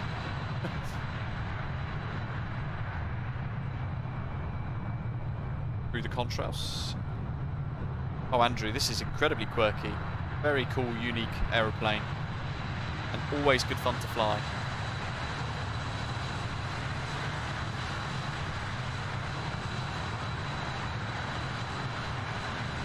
And already there are a lot of fantastic liveries on flightsim.to that you guys can download for free, in addition to the ones that come included in all the different variants of this aeroplane. And we are also working on an Osprey regional retro style livery for this as well, thanks to Tapsy, one of our livery painters, the Osprey Airways fleet. Place, just like you, used to the Airbus, been wanting to start to fly the Boeing. So have a little look at my tutorials. I've done 3 tutorials, and they're basically all designed to get you started from 0 hours and give it a go. Camera says, does yours show 2 or 4 contrails? I thought it was 4. But we had 4.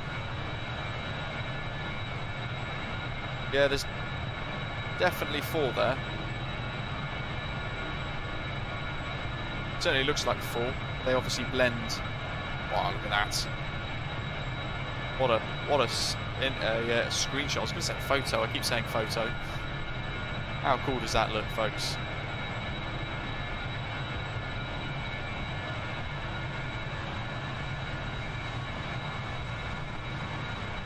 We are flying very near it to its ceiling, Jeff. We are 2,000 below its ceiling, I believe. Oh, Lolo, absolutely. Boac livery, always beautiful. Helicoptero, welcome to you. Good morning, buddy.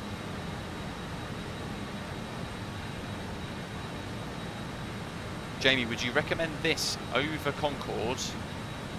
I'm a beginner. I would recommend this one. You can get a lot more out of this one, and I think I find it a little bit easier to manage. But it is complex. There is quite a bit to learn still. But you know, it's enjoyable learning every stage of this, and it does, as you start to work through a few more, you know, the checklist items, for example. You start to work through some of these little stages of learning the aeroplane. As you chip away at it, you do really, really enjoy it.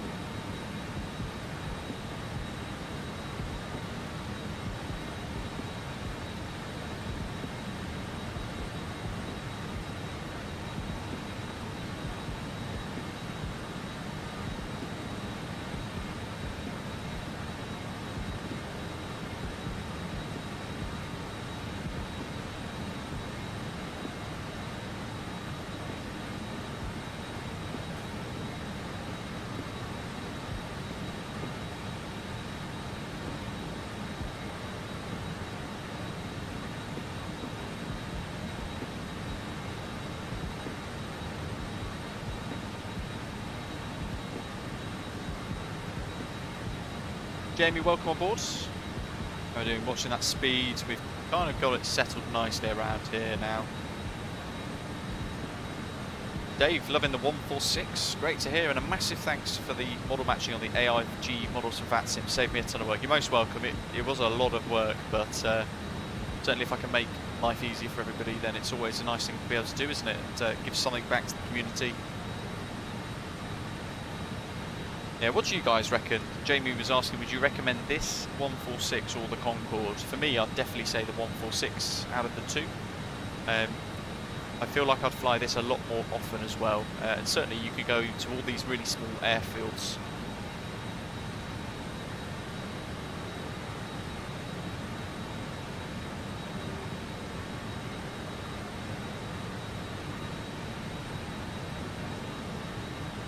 Andrew B, not sure if Manx Airlines did their own livery. All I remember is I flew on a 146 to the Isle of Man when I was younger. I think there was an Isle of Man. So it had, is it the one with 3 legs, wasn't it, kicking out on the tail? Sure there was. fact, I think I remember seeing it in Birmingham one time. What's your Mach number?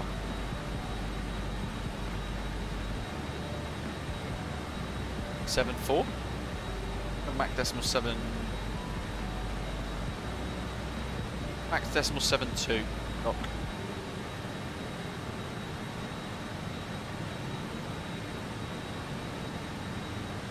Speed's drifting ever so slightly, so if I can just squeeze a tiny little bit, let's see what happens here. There we go, just a tiny bit more, 1% M1, so I might have to drop it down a little bit here. James, first time watching the show, welcome. Enjoying it so far. Can you see other planes on your radar that's in front, above or below you? Many thanks. So, effectively, there is a TCAS, we've got it switched on. We've got the transponder on TARA at the moment, but we've not had any aircraft sort of come near us at the moment to offer us any level of threat. I think it would appear, if we did have a threat, I think it would appear here.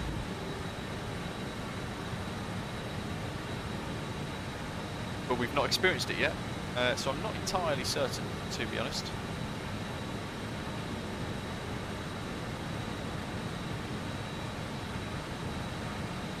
Let's have a little look. What's our average wind? 350 at 30. Just have a little look at our wind data.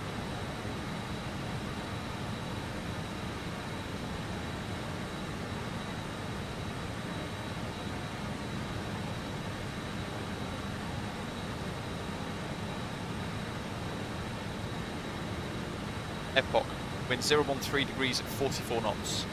Yeah, we've got a bit of a tailwind. Happy days.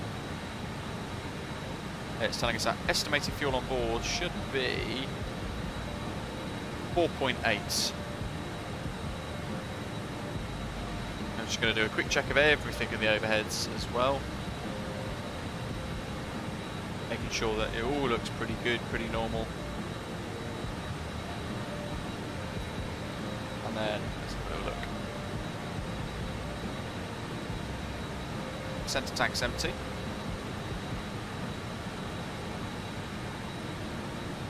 Ah, we've got plenty. Absolutely plenty. It's saying 4.8 and we've got 6.4 roughly. And look at that, it's only used 410 kilos of fuel. That can't be right. That can't be right. Oh, that's per hour, I think. Oops, and I've reset it. I won't reset all of them. Fat fingers. There are elements to this aeroplane that I still have to learn. Yep, just did a quick hop from Frankfurt to Schiphol, and surprised Frankfurt doesn't have any scenery yet. There is a freeware improvement mod, isn't there, sort of coming soon to it.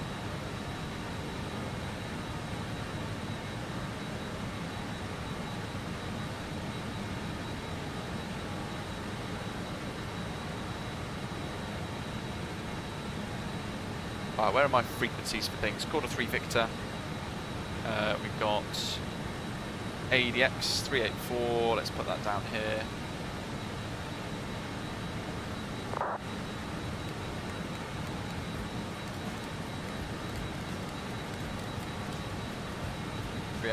And then Ibiza 394.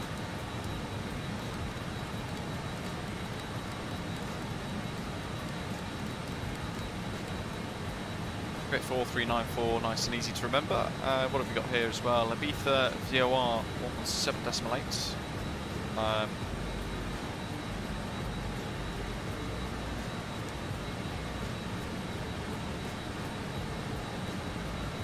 .7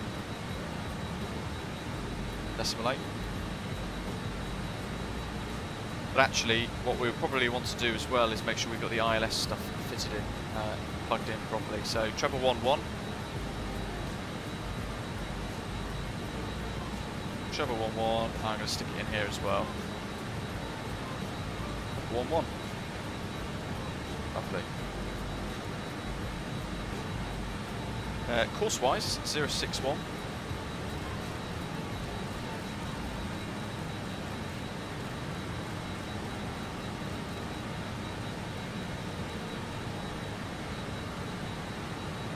And I'll probably match the second as well. Nav 1 and 2 habit of the 737, it seems. Andrew, no worries, buddy. Hope you get your PPL soon, British Nav Geek. Maybe one day you'll be first officer with Flight Deck to Sim. I'd absolutely love to become an airline pilot. Yeah.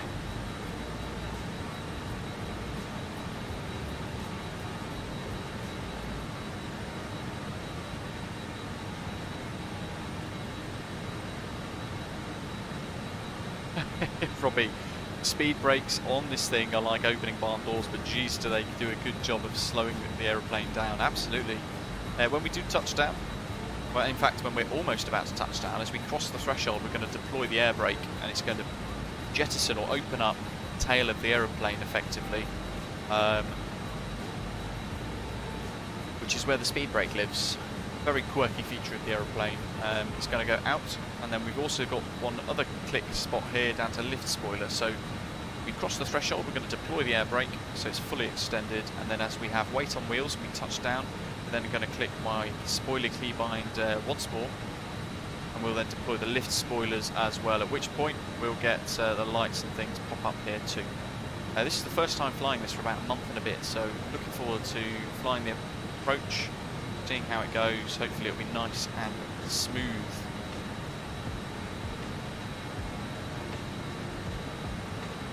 Game interesting.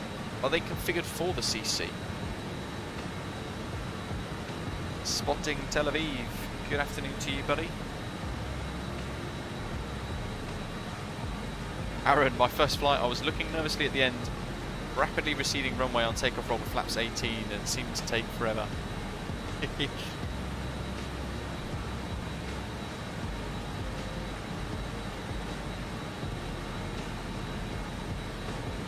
How the speed looking? Actually, we've got the speed nicely balanced at the moment. Look at that, it's right on the line.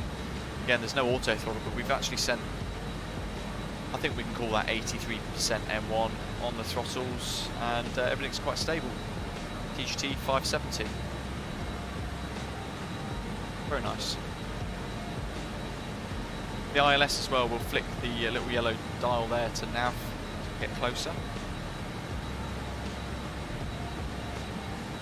You see, hello buddy, any PMTG news? Nothing just yet, sadly.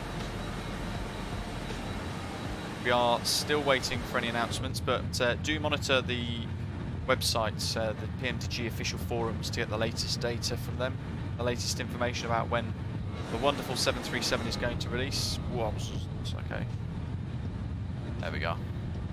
That's a bit better.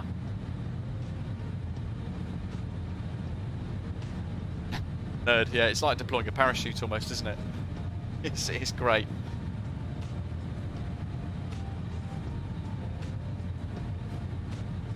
Jeff, I'll, if we get a drink cart smack into the cockpit door, I'll grab the gin, I'll push it back through to the flight, the cabin crew.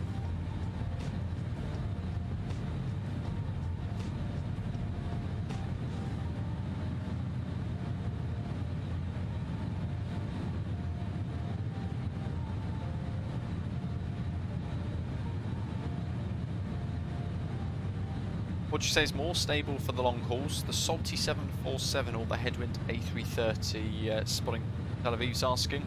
I'd probably say out of the two, the latest development branch of the salty sim 747, to be honest. Mikhail, hello, welcome. How are you doing?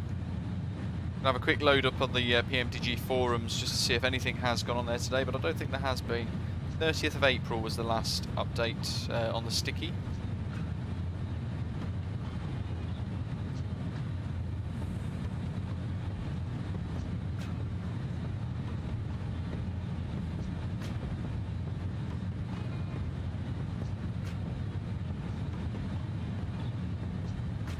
Aaron's asking, do I have the Mad Dog MD-80? No, I don't actually. I'm very torn as to whether or not I want to purchase it for £75. Or 90 euros with tax in the UK. So that's quite a lot of money for an aircraft where there's been a lot of reports of people complaining about sounds. The sounds aren't that great on the Mad Dog. And apparently, well, there's a couple of people in the live chat today, in fact, mentioning the textures are quite weak in areas as well. So for me to spend 75 quid on an aeroplane add-on to then either hope for an update that will fix the problems or wait for a mod that's going to do it or improve it, I don't think is particularly acceptable, at least for MSFS at the moment. The beauty of the PMDG 737 is I would like to think it's going to be cheaper than the Mad Dog, and both the simulations and the textures and everything else, the sounds are very, very nice. Same with this, the 146, very in depth. They've got a great little FMS with the working title systems input into it. Nice EFB, sounds are spot on, they're so good. Yeah, Bakazato there saying the Mad Dog sounds are the same as the one in P3D. I know because I also own the P3D version. See, they had such a prime opportunity to update the sounds and make them more immersive for Microsoft Flight Simulator, and they've not. So I struggle with the decision to purchase the Mad Dog at the moment. Yeah, the Heavy Division Dreamliner is a good one, Blue, but only if you have Premium Deluxe, of course. Otherwise you don't have the 787, sadly. Jess picked up and explored the fantastic Jazeki Designs Renton last night. Amazing scenery, it sure is. Possibly the best still that we've ever seen. Incredibly complicated bit of scenery there.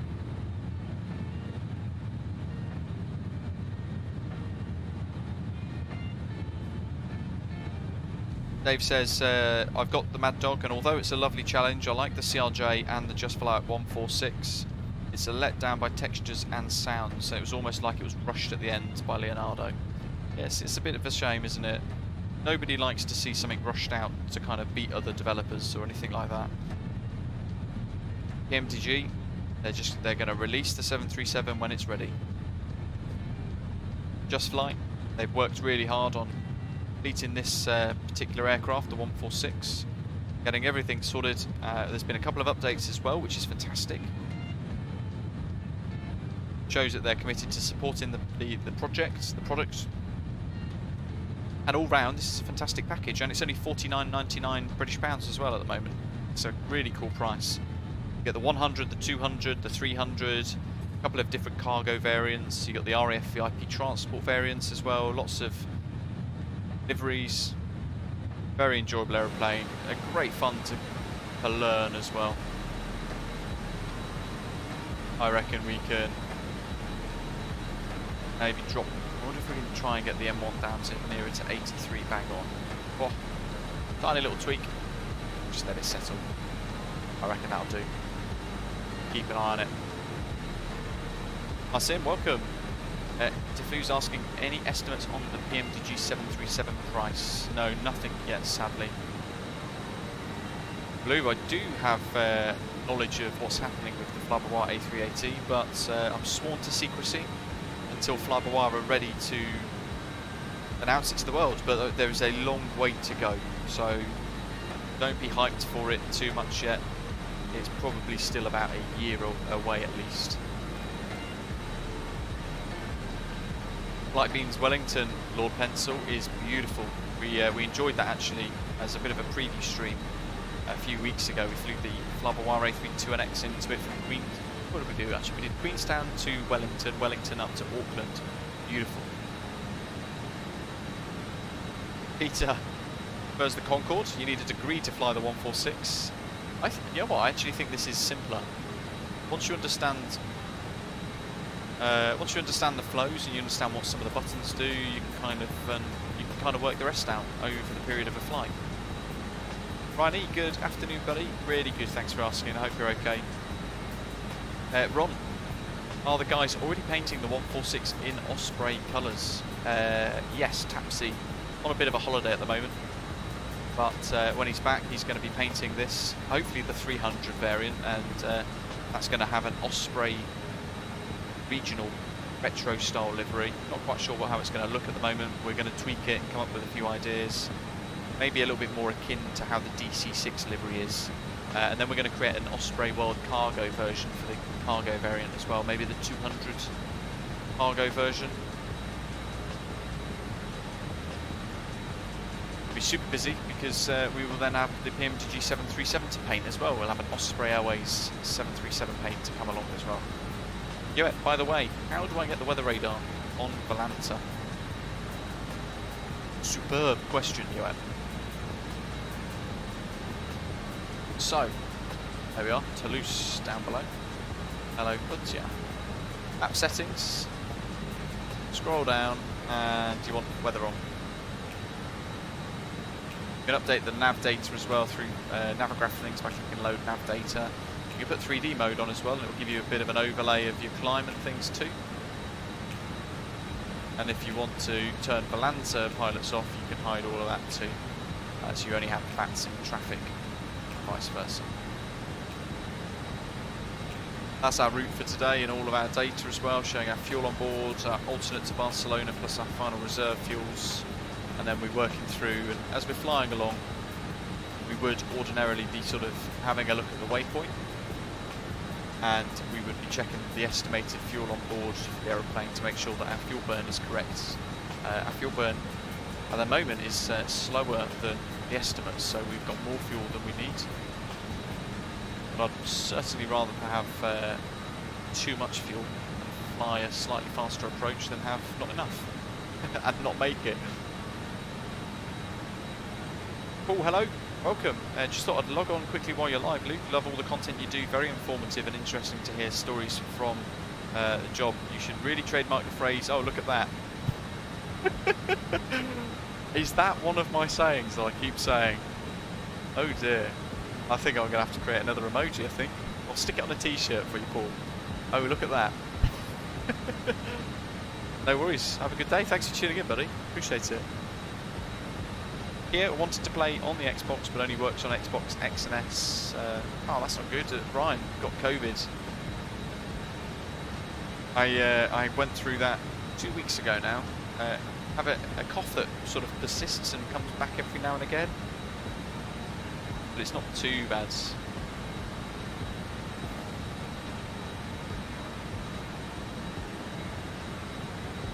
Ah, oh, Dave, thanks, buddy.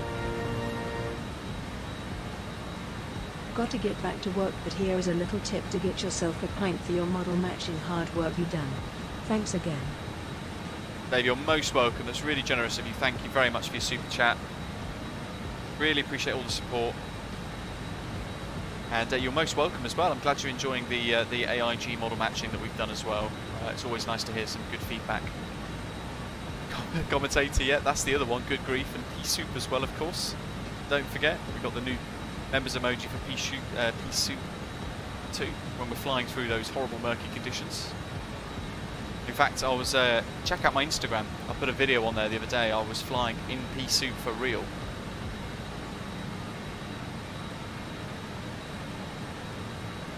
As I was ticking off the instrument flying sort of introductory elements to my PPL the other day. By the way, Burning Blue Designs is creating Denim Aerodrome, and I've seen a number of the photographs or the images, screenshots so far, and I've been checking out some of the beta progress, the in-development progress of their upcoming Denim. Bearing in mind, that's where I fly at the moment. Wow, I am so blown away by how good it is. And it almost actually makes me want to invest in a good virtual reality headset. And I'll jump in the JustFlight PA28. I need to get the Warrior actually. I do need to get the Warrior so I can fly the exact variant that I fly in real life. I kind of feel like I want to get a virtual reality headset, so when Burning Blue Designs releases Denim, I'm going to be able to sort of throw myself into a very immersive, realistic feeling. You guys are going to be so impressed with what Burning Blue Designs have done to the Denim Aerodrome scenery. It's coming in the next couple of weeks. Even one of the guys that works there, his motorbike is next to the hangar. It's incredible. Someone's using the flight number doc as us. We're using Speedbird instead of Flyer. And I'm on an A320. Yeah, awesome. Hopefully it doesn't get too confusing. Jurassic, made it. Welcome. How are you, mate?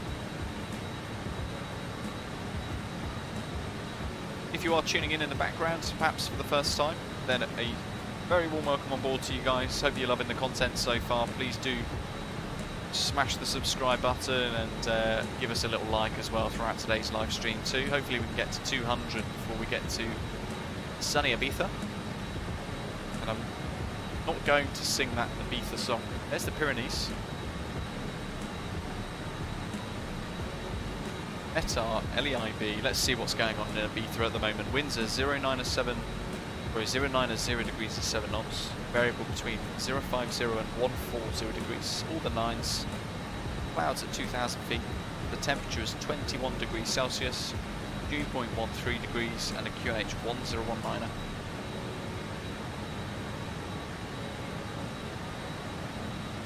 Blue, amazing. What VR headset do you use out of curiosity? I think it's now that speed's nicely settled. Look, 83% M1, beautifully holding on the line there. Fantastic. We can go back outside. There we go. Shots. Whoa, we're going to Ibiza. The greatest song ever. Was it the Venga Boys? It was, wasn't it? Look at that. It's such a cool jet, isn't it?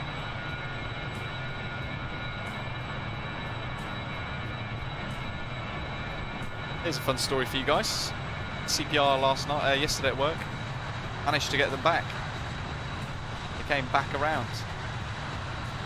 And got carted off to hospital very quickly from the airport.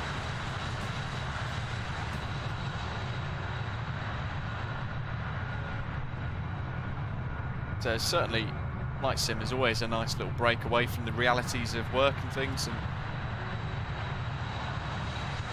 makes you feel like you're going away, doesn't it? Dave, welcome on board. Thanks for subscribing. Steve has got the HP Reverb G2. Makes me sick as a dog when I use it. Wow. Yeah. See, I've only ever experienced VR once, and I actually found after about 15 minutes with a lot of movement, I became a little bit nauseous. But I guess maybe I'm just not used to using it. Yeah, shots caught me off guard there. Let's see, we go back here. Let's go back towards the flight deck door. This is what the flight deck looks like, proper. Oh, look at that. First officer's got the helm.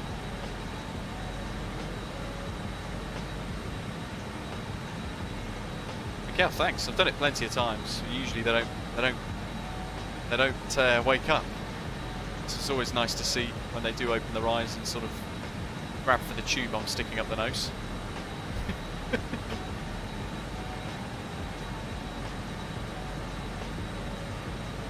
Jut's got the Q2 paired with a 3080 and a 5800X. Still not managed to get acceptable performance and fidelity in VR though. That's never good. Jim's asking what card do we run for Microsoft Flight Simulator. We have the GE Force RTX 2070 Super, so quite a mid-range system really. Certainly might need an upgrade in the next couple of years.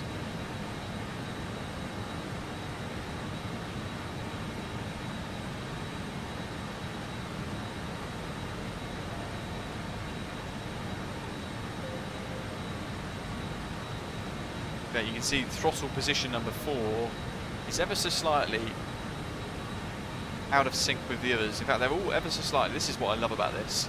And the Turtle Beach Velocity 1 flight yoke and throttle with the 4 quadrants, the 4 levers. You can move them all, but they're all ever so slightly in a different position. Look at that. The only way you do that in real life would be you'd put both hands together, I guess, and push them so that they're all exact. But look how precise each one of those is. Take out a mortgage for 30 series. You see, that's exactly why I don't want to upgrade. They're all very expensive still at the moment. Philip, welcome on board. Peter's got a question. When you're parked at the terminal, does your joystick move back and forth? In which aircraft? Idistra, welcome back.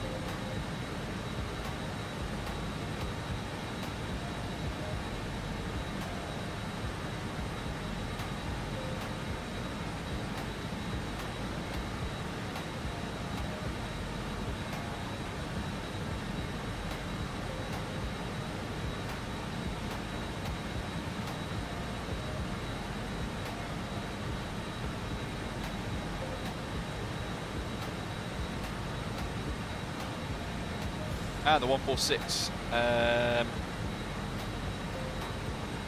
can't remember now. I don't think it does until the hydraulic system's powered. Well, maybe it does, but it doesn't do anything until the hydraulics are all sort of like pressurised and powered up. You've got to make sure all the relevant pumps and PTU and things are on. But you will notice at the tail, in fact we saw it when we pushed back, Peter, the elevator is deflected up by default. That's correct. That's how it is in real life. Until you're thinking about takeoff. Edgar, good morning over in Minnesota. Great for you to tune in. How do you get the visible first officer in the cockpit? It's a very cool feature and I love the channel. Thanks very much, buddy. In here, I think you go to aircraft. There you go. Configuration, cockpit pilots. So we can get rid of him if we want. There we are. See you later.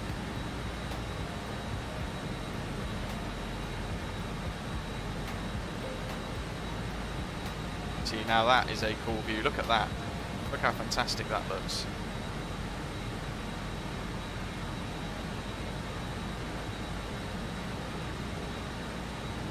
Speed's looking really nice still, over the mountains.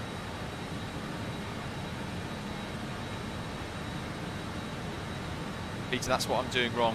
So, when you're getting in cold and dark, Peter, I'm hoping I'll be able to get the chance at some point, once we've got all these sort of weddings and things out of the way, the PMDG previews and some of the tutorials for the 737 to help people get started for that release. I'm hoping I'll be able to do a bit of a cold and dark tutorial for this. But in effect, you're gonna turn up, you're gonna turn battery 1 and 2 on, you're gonna connect your ground power using the EFB, and then when you get a little green light there saying ground power available or XAC available, click that button there to the on position. And then you can work through sort of going up here, turn all your yaw dampers and everything on, avionics masters A and B, make sure that's on both, that's on auto, that's on. Yellow and green lift spoilers are active, and then you want to turn the DC pumps to the on position and the AC pumps to auto. Might as well put the PTU on as well and hit start on the APU with the left inner pump on. And it'll basically start to fire up all the APU. And once the APU is green, I'll put the APU gen on as well. And make sure you've got APU air switched on, and then you can start sort of pressurising the hydraulics, I guess.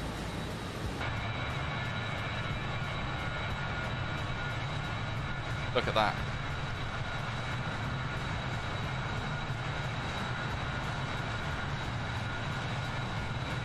Superb. Peter Barkham can't get it up. Right, where's my good grief emoji? Good grief. What do they say on telly? It's a family show.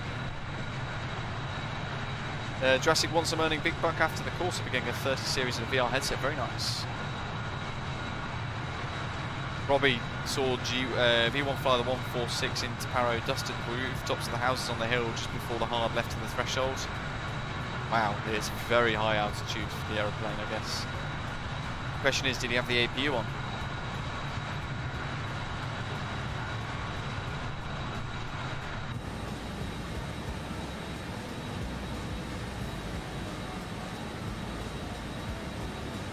Peter, I guess you'll have to kind of just explain your flow, and that as well.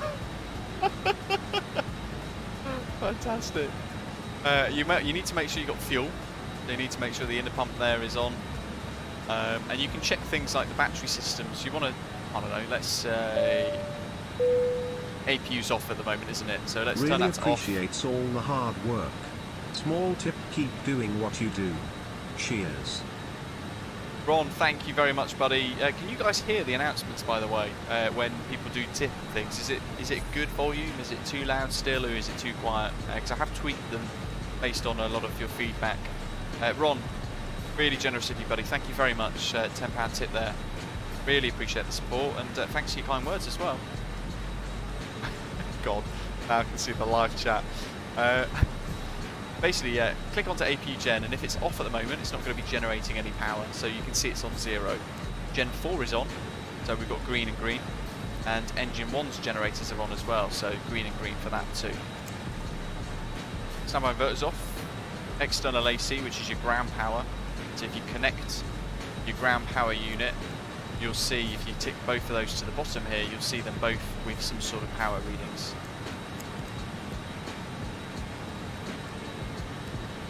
And when you get your APU up, you'll see a reading there.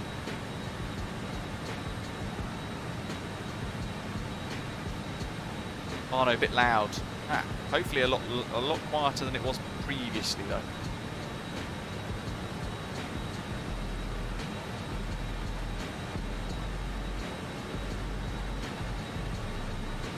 Got to work out where our top of descent is going to be for today, because we don't have any sort of VNAV or anything.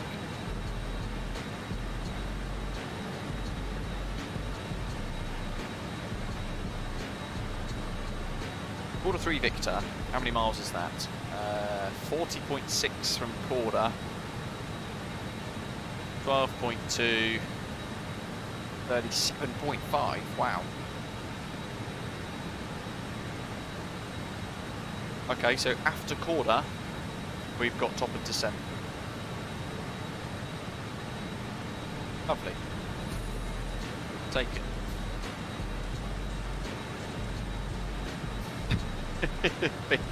Thanks to the graphics. Started it.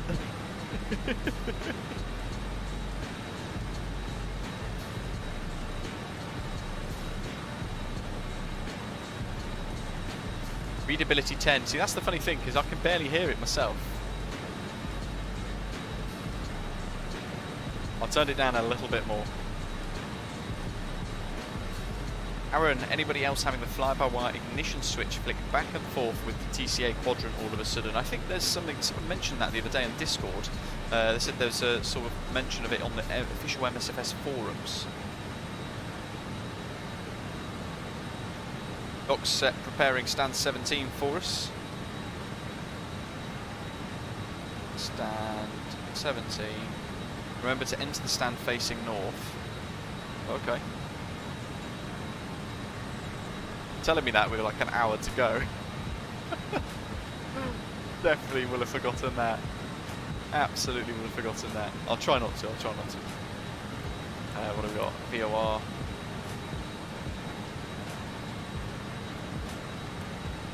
Got ADF2 on. ADF2 should be ADX, I think. 384. Okay.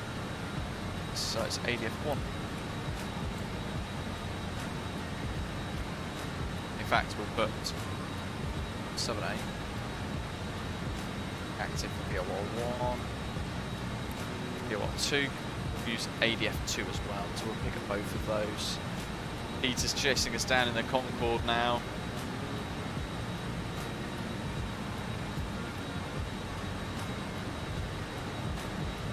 Oh, good afternoon, welcome. There's a solution on the official MSFS forums, I believe, for the TCA thing, with a bit of a step-by-step guide. Let me have a little look. Somebody mentioned it yesterday in the Discord server, I think.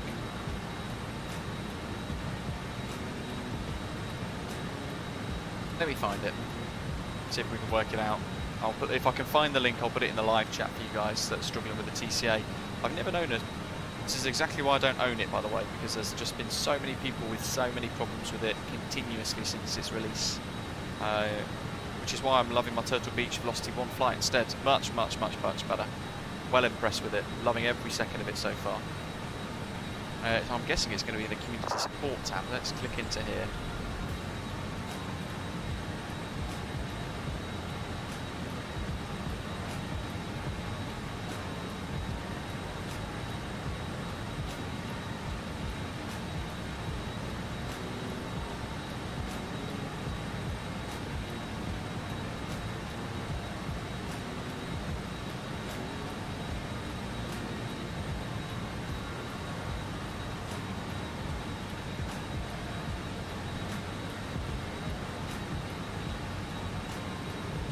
Let's search TCA ignition.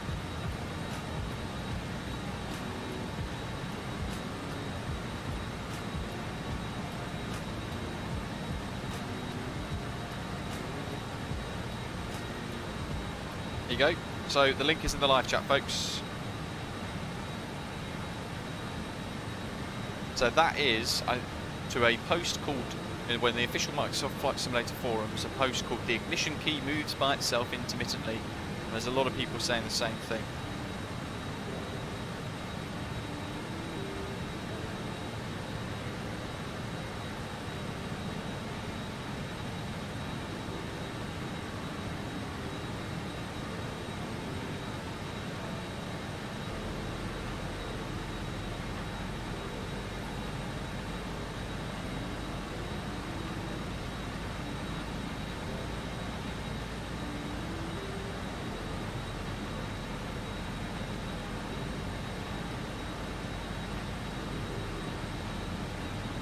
Not sure if it helps, hopefully it does. Is it Barcelona? Down on the nose, indeed.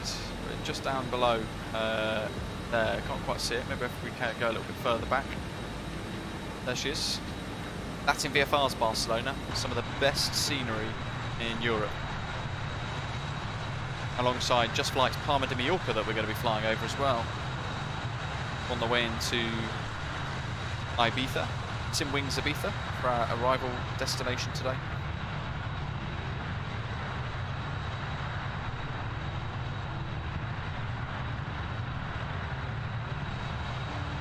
Look at that, fantastic.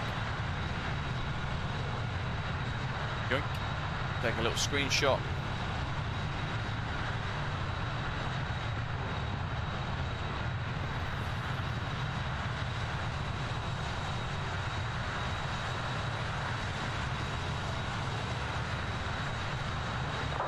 Ooh, Lolo, I have no idea.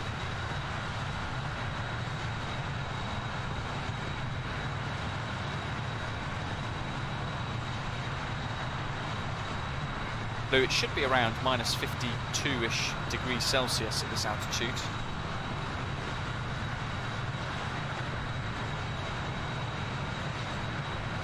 Now you've asked me the question, I will try to find the outside air temperature dial inside the aircraft. You've asked me a question now and I'm thinking, where is it? I'll have to find it. I'll let you know. Ah, there's Barca. I'm going to try and get some sort of nice screenshot flying away from it if I can. Well, I feel like the drone camera keeps rotating itself. Let's see. Yes, it does.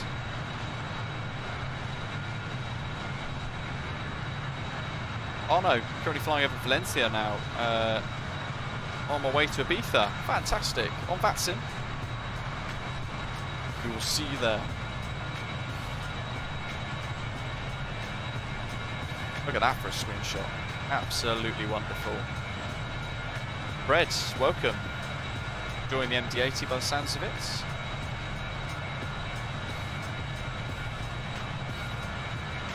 I don't know if Corda is going to be too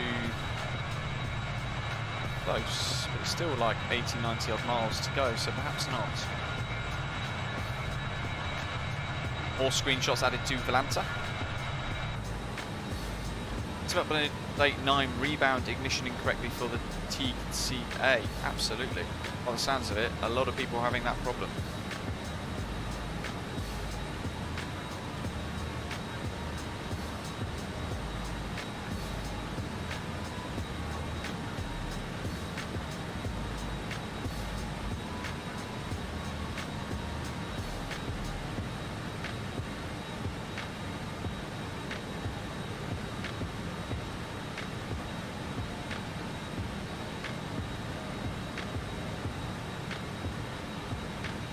Oh, there you go. Apparently, you need to set engine norm mode to a different to joystick button 8, which I assume is a different button, perhaps.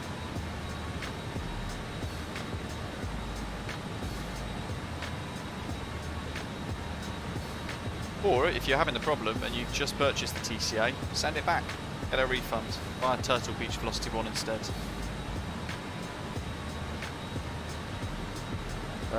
That's a very helpful forum post actually, so let me link that one instead. There you go, it's in the live chat, folks. Blue, yeah, Madeira, isn't it?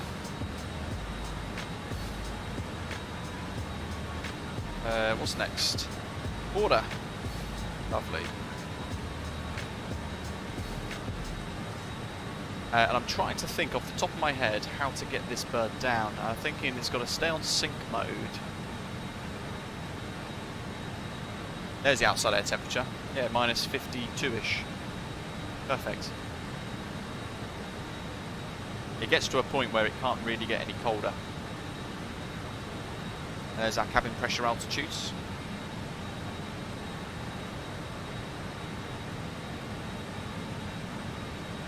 So, what's our landing elevation?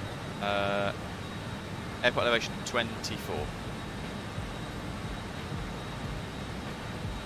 Add 500. Hello, that's rather.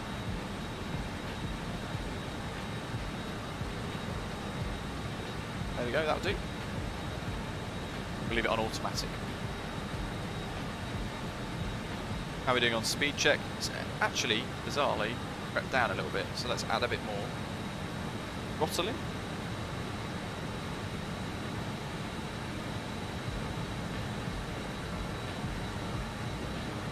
Hi Flyer, hello. I'm a relatively novice flight simmer. In your opinion, which aircraft is worth purchasing?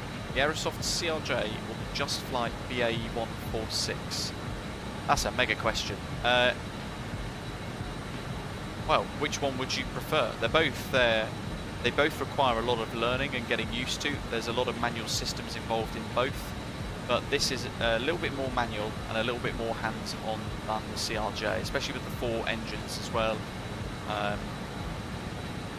They're both absolutely fantastic and certainly some of my favourite aircraft in the sim, so for me it'd be a bit of a 50-50 split. It'd be quite difficult to decide between the two actually.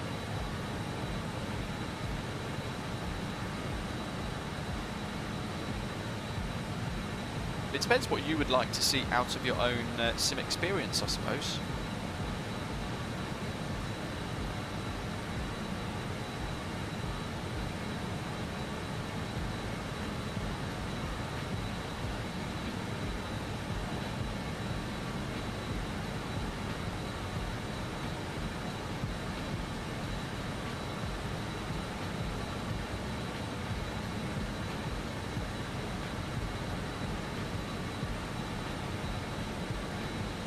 CRJ certainly is very sleek.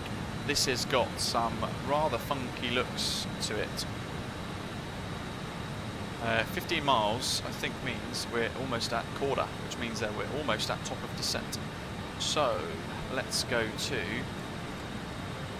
what are we going to go to? 5,000, we'll set 5,000, that's one of the vertical limits.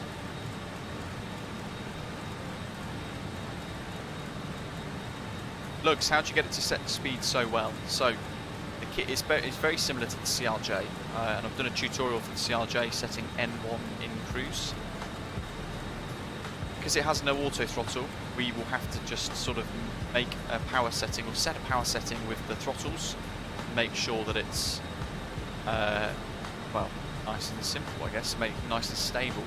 The key is to just set a throttle setting, and then let the aeroplane stabilise. Otherwise you'll be chasing it all the time, and then your throttles, you'll be doing this all the time, up and down. You'll then go a bit too quick, and then you'll be back down on the throttle and all that sort of stuff. But if you can set an N1 that will give you a nice stable cruise speed around where you've got the yellow triangle, so use the speed bug there to try and kind of set what you want. But if it drifts for whatever reason, as long as it's nearby what you want, keep an eye on it. Don't let it drift too low. If it does, you'll need to put a bit more power in. Obviously don't let it go too fast, otherwise you're going to the sort of the overspeed side of things. Doctor on board saying for newbies it's better to learn on the fly-by-wire A32NX first. Well, the thing with the fly-by-wire A32NX is it will get you very complacent and used to just putting the flight plan in, autopilot on, manage modes, and it will do everything else for you. But it's quite a lazy aeroplane in comparison. But both are top notch. JustFlight's dog has just suggested the 146. If you've got the funds, I'd probably suggest thinking about both. They're very different in what they both offer. Right, it's time to go down. Let's go to altitude arm. We're in pitch mode.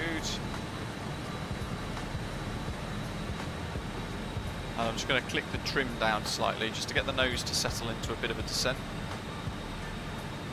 7 time lapses welcome.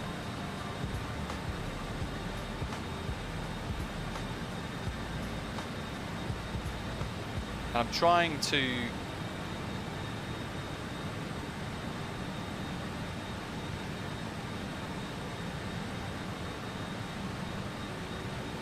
remember all the steps here for descent. Asking questions about the speed bug. Right, so we're into descent now. We've dropped the throttle a little bit. You can see the speed is slowly starting to creep above that speed bug. It's going to go beyond the outer edge, the higher edge of the triangle. So let's get the speed down a little bit more. We're going to probably want about 70-ish% M1 for the descent. And again, set the M1 and just let it stabilise, let all the engines settle. You've got sync mode on there with M1 and Master 1. It's going to use this engine output to try and sync all the other throttles. And you're just going to let the aeroplane settle to see what it does. Now the little circle is there showing that we're above our speed bug by that much. 20 knots or so. And you can see that higher arc is actually increasing, which means we're still accelerating. Let's go down to about 68. Or even 67 to 65% M1. And we'll reassess. We are still accelerating, but I have reduced the speed bug. So we'll set it back to a rough sort of setting where we want it here. And we're going to monitor. And actually, 66 or so % M1 at this speed, the aeroplane's quite settled. Now if we want to increase our rate of descent and make it sort of make the aeroplane descend faster, then we're going to have to think about reducing that throttle setting a little bit more.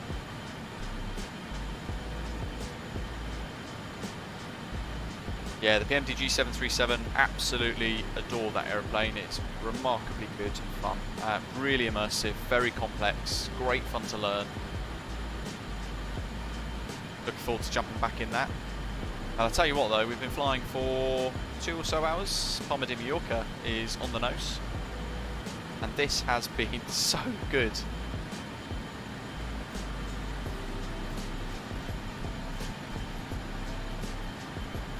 Novice UK sim pilot, much prefer the BAe146 over the Mad Dog. I think it's a more complete package. The sounds are certainly really nice. What are we at? 66% M1. Right. Listen to that noise. Listen to what I'm about to do. I'm only going to do it really quickly, because obviously it's going to push our speed up. So, I'm going to idle the throttle. Oh.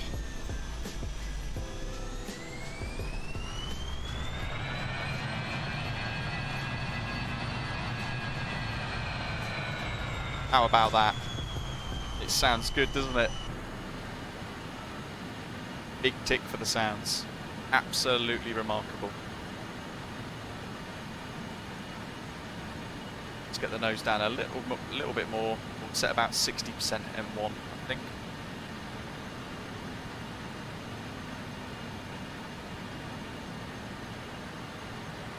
John Matapia, I want the 146, but figure I'll wait for the real FMC to be put in. I think JustFlight was asked that a little earlier on the live chat, and forgive me, I didn't quite see the answer, so I'm not sure what they said. So I don't know if there is one that's going to go in or not.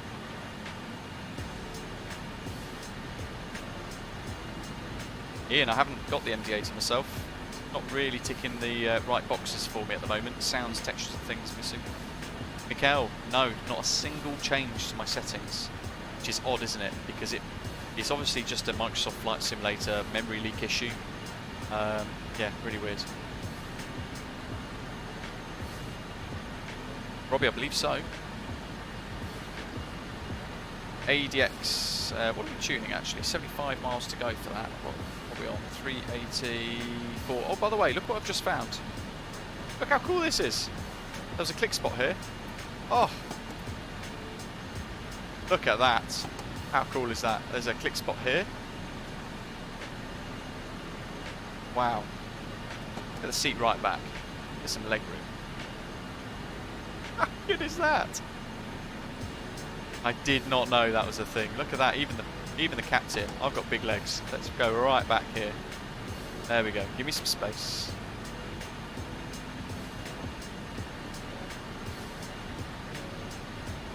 What are we inbound now? ADX, 12 miles. 394. The farm and traffic errors.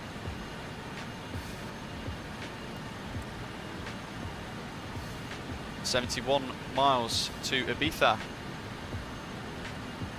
Recorded at RAF Northolt. There you go. Beautiful aeroplanes as well at RAF Northolt too. Jump seat set also comes out behind the co-pilot. Let's do a quick speed, altitude, check rep, descent. That's all looking okay still. Let's check that out. Behind the co-pilot. Does it really? Let's move this forwards then.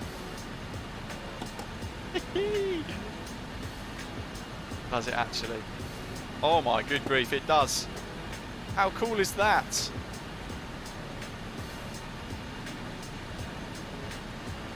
Where's my click spot gone? There it is. Gear back there. Oh. It's the small things, isn't it? It's those little details that just throw the immersion up. Andy's loving the sound barrier getting broken in the Concorde. To be fair, over that 3-hour flight to Barbados, we had a whale of a time, didn't we? Getting the sonic boom. Let's swivel this around. JustFlight's fantastic Palma de Mallorca scenery is down there somewhere through the clouds. In fact, long overdue a flight into there too. So watch this space. Perhaps we can factor something in with the 737. Perhaps Ryanair Free West Stansted to Palma de Mallorca.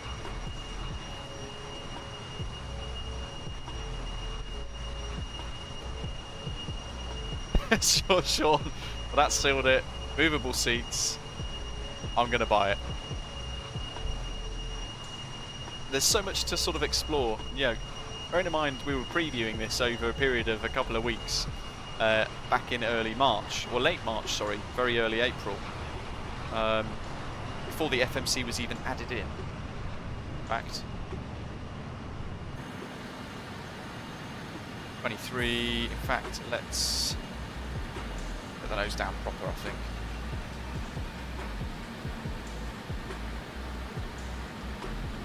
There's 250 on the dial. Cup holder animation as well. Oh god, I've got to find the cup holder now. Where's the cup holder? What was that? Just clicked.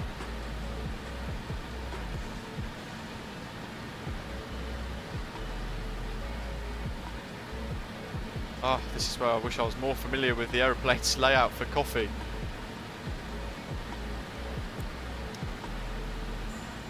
There's a couple of animations that we've just found too, off the cuff.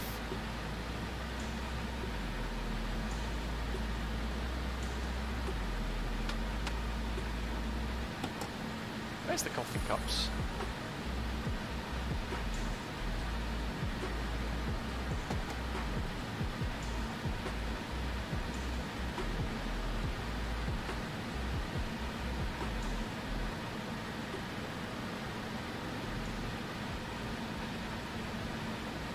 We are descending very slowly, yes. We've increased that rate of descent. Might need to use a bit of the butt spoiler. That was the sunscreen. Oh, look at... There goes the overspeed, bear with me.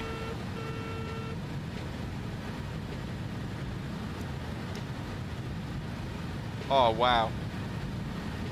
Into sun, folks, look at that. We are finding a lot. There's the butt spoiler. We'll deploy that when we get nearer.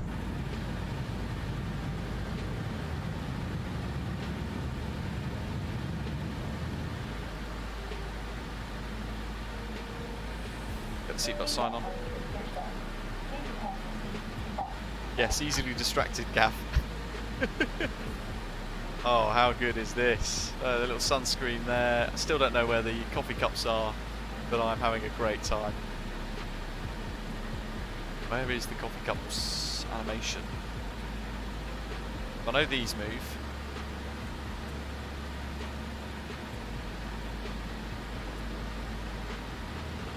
There's the oxygen valve.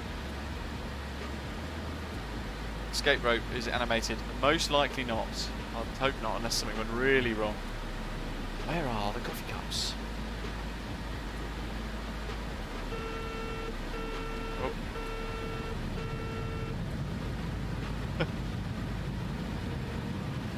East Coast Canadian. So when you cross the threshold, you want to deploy the spoiler. Let's watch this animation from real close, by the way. So you want to open them up. You then want to click it again as the wheels touch down on the runway. Oh, look at that. See how the aeroplane changes as well, the way the aeroplane flies in the air. Gav, thank you very much, mate. Really appreciate the super chat. SimWings Ibiza, by the way, the first time I've ever flown into this airport.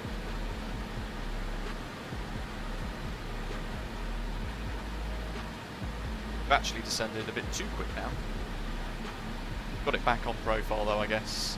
Where are we going to be? 5,000 at or above. Let's calm down, right down on the rate of descent actually. Add a bit of throttle in.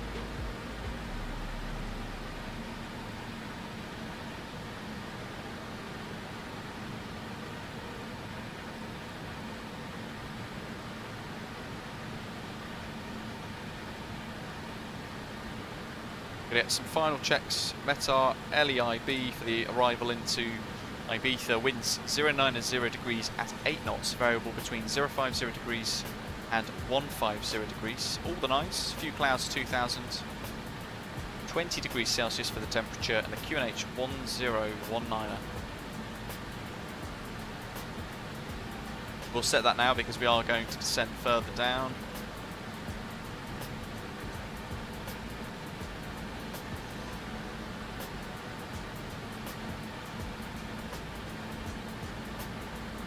I'm either being really dense or I'm not seeing the cup holders. Maybe they're here. Oh, here we go. Doink. Look at that. There we are. Oh, it's the little things. They've thought of it all. Let's get rid of him. Nice little click and it gets rid of it there. Landed Ibiza from Frankfurt. David, fantastic. Okay, 250 now. So, runway turn lights, not the emergency lights, whoopsie. Want the landing lights to be switched on, and we're going to check the rest of the overhead here too. So what have we got? Straight nav, that's all good.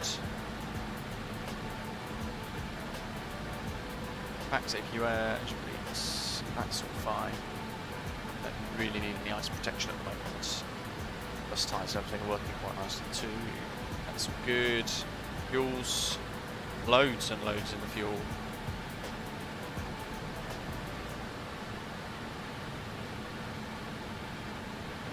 We're going to do a quick check again to make sure we haven't got any of the discontinuities. We don't, that's a good thing, nice to see.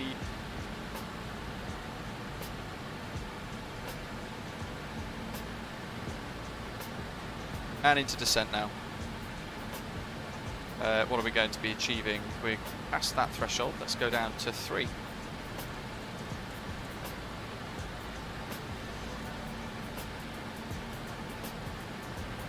There are another 2 to find, Robbie.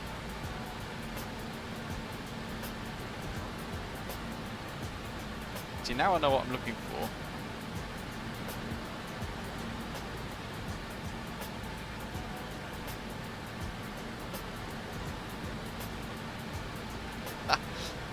God, you know what, there's so much to explore. What good fun.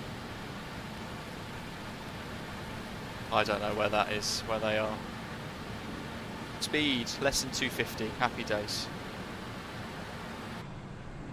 And we're descending almost on idle, not quite, in towards. This is the first time on the stream ever that we've flown into Ibiza. How about that?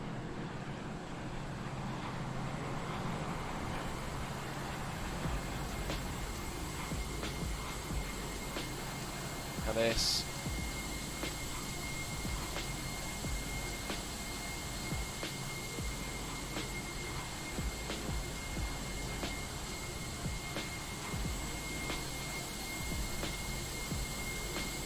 Very cool jet. Going to check our descent again once more. Loads of altitude to lose. We're actually out of the throttles. That's all we should need to do. We'll keep the pitch as it is. Max 220 knots in 2 waypoints from now, 2 tot.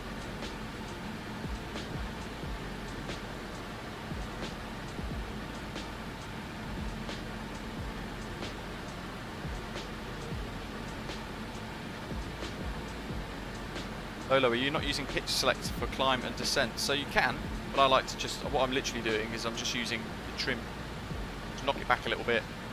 Unless my keybind is actually also doing the sort of trim select. That makes sense, changing up vertical speed.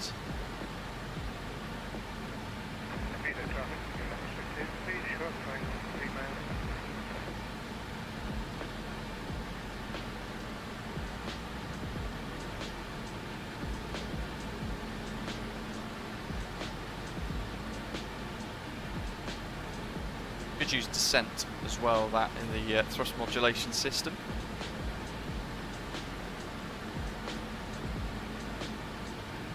There's the little dial, there we go, let's flick that across to see what that does. That's okay, keep that on that side. We're going to go 111.1, we're going to flick this to 111.1 because we want the glide slope. I'm going to check on the cards. ILS Zulu 06, treble 1.1. Both are correct. Switched on. That matches. And we've got course 061 in both there as well. Alrighty.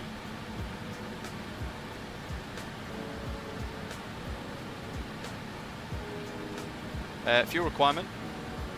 Almost 7 tons or so. We've got loads and loads of fuel left. It's certainly not burning enough. There's Ibiza. See an aeroplane on approach there.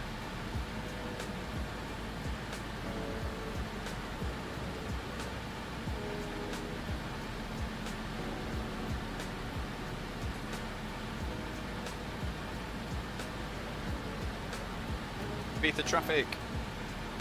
Flyer 63 Bravo Bravo, BAe146-300, descending 6000 QNH 1019er, the 3000 expecting ILS Zulu runway 06, inbound Tutot, order 3 Victor arrival, Ibiza traffic. 3, that's armed, yeah, that'll do.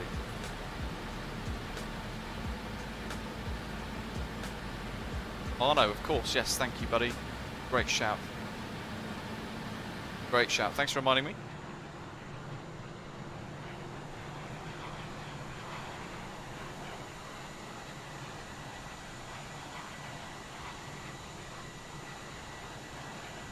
Ibiza traffic, Ibiza baby. Clear of runway 06.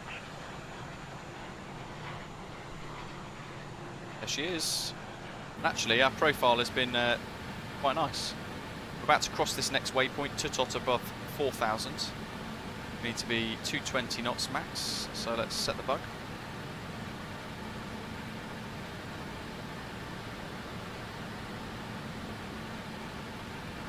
Going to pitch.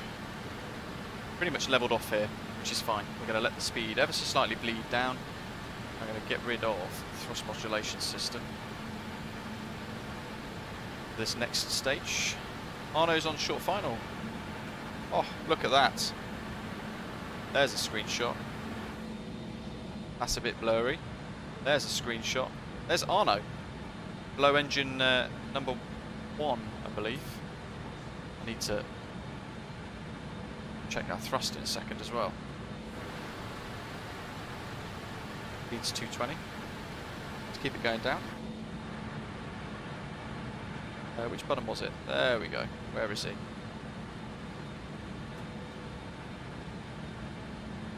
I saw somebody on final. There he is. Just there. There's Arno. Fantastic.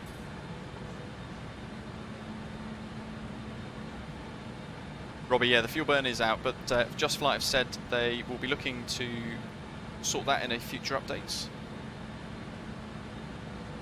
Now I know I've had a bit of unsuccessful or sort of problematic issues, if you like, with Sky Dolly, but I've just fired it up and I've hit record. Check the speeds. There's no auto throttle. It does run away from you. Keep smashing that like button as well, folks. BA08, fully established silence 06. Whoop, whoop. Where's our heading bug? There it is. Says our altitude C chord as well. Let's make sure we've got that centered well as we can. 3000s.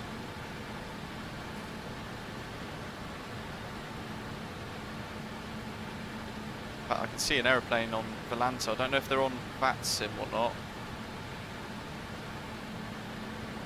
Arthur.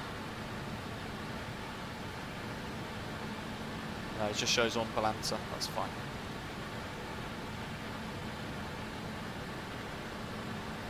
Right, let's close Volanta for a sec. 3000 is coming up, max 220. Line slips alive, 1 dot to go. In that, oh lovely. Beta Flash Skype BA08, 3 miles out, 06. We're going to extend slightly. So we're going to add a little bit of thrust.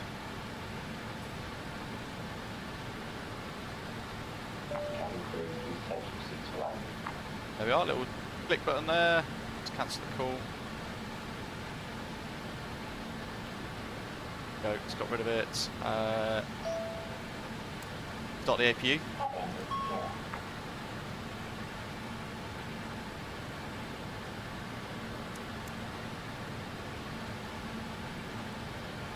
And lights, signs as required. Everything else is looking good. Right, let's do another speed check. 200. VREFs. We're going to do a flat 30 approach, 129. 29, 134, adding the 5. And in fact, what I'm going to do now is I'm going to click that button there.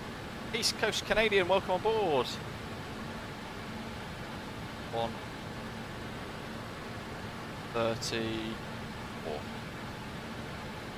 About there. Press and hold this, watching the speed. 29. Speed checked below 205, select flaps 80.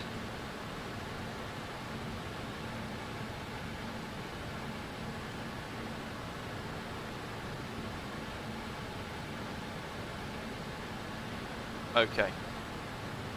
Robot A32NX, BA146 or the MD80. You know what? Actually, I think I'll choose the BA146 because there's a lot more to it. Let's go to heading mode, I think. Which is that one. We will cut the corner.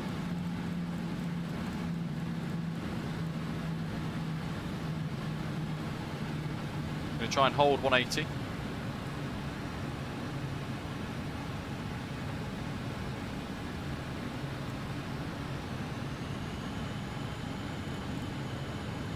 Fat fingers.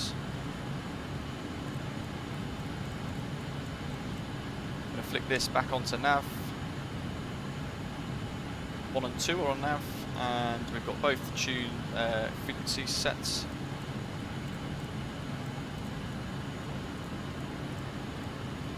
That'll do. Roll wings level there. Pretty much at DEMEV now. Speed about 160-ish. Probably come up a bit on the speed.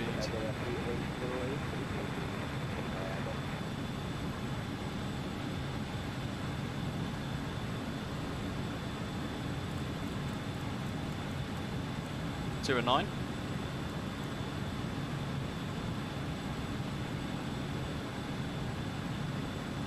And we're going to go lock mode arm, I think. Yep. And glide slope. Glide slope armed. Armed. Trying to remember the steps here, the dance steps around this. Sounds of the flaps are remarkably good, very enjoyable, folks. Need a bit more power, get a bit of speed up.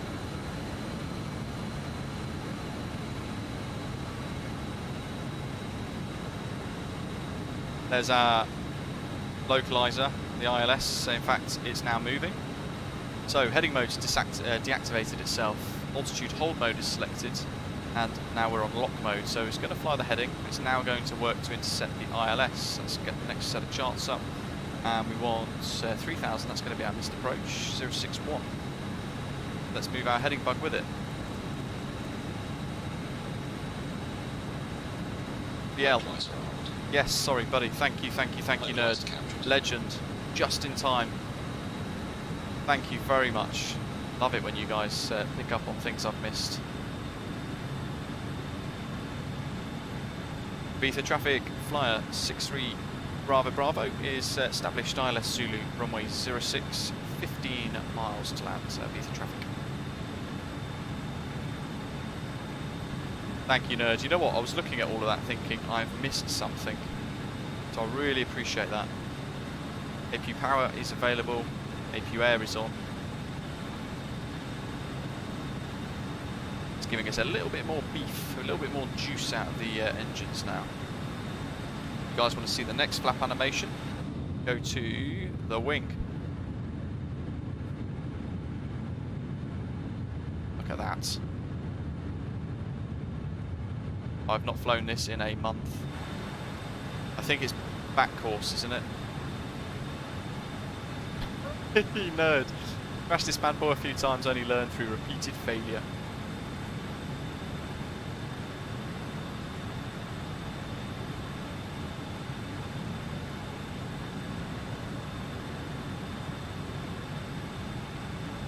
Right.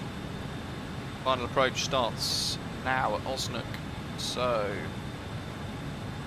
that's set. We've done the missed approach procedure, we've briefed that. We've got the altitude set at 3000 for the missed approach, and we've got the heading set on the runway course of 061 as well. We've got the Ibiza VOR tuned 117.8 into the standby box as well. 10 miles, waiting for the glide slope, and then we'll start to let the speed creep down a little further.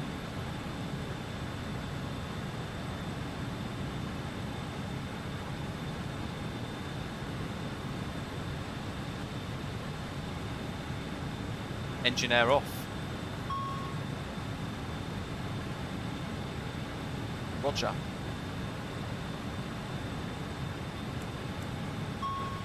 AP air on. Glide slope captured. Glide slope's alive. Established on the ILS. Here we go. Planes and trays with Elliot, welcome.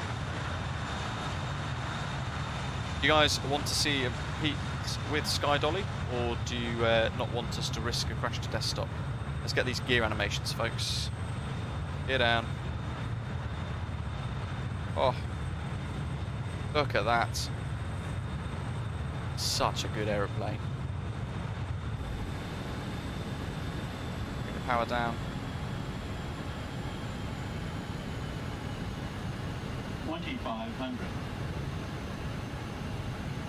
You know what we did forget to set? Whoopsie whoopsie. We can probably do it quite quickly. Minimums. DH 1260. Correction. 242.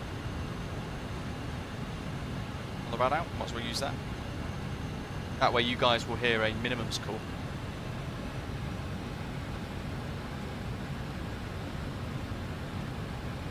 Okay, I think we're all ready. And we've just let about 50% M1 here, just to let the aeroplane settle into the descent. And we're letting the speed bleed off. 5 miles, let's go flaps 30. Now the big old fat high lift spoilers have deployed. See if I can get round here quick enough without destabilising the plane on the approach. I'm kind of watching the attitude to make sure we're not going to lose too much speed. Let's jump back in. There we go, look at that. We're pretty much on our final approach speed now.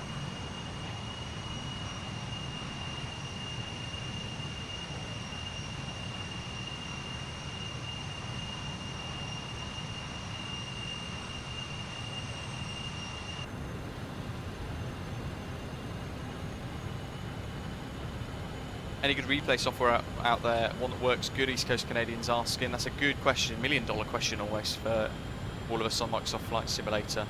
There are two on flightsim.to that you can use. One called Sky Dolly, which is what we're using today, potentially, if you guys do want to see the replay. And there's also one called Flight Recorder, which I have been using in the past. We fly in for the last little bit. 1,000 foot to go. Autopilot off. Autopilot disconnected. My controls.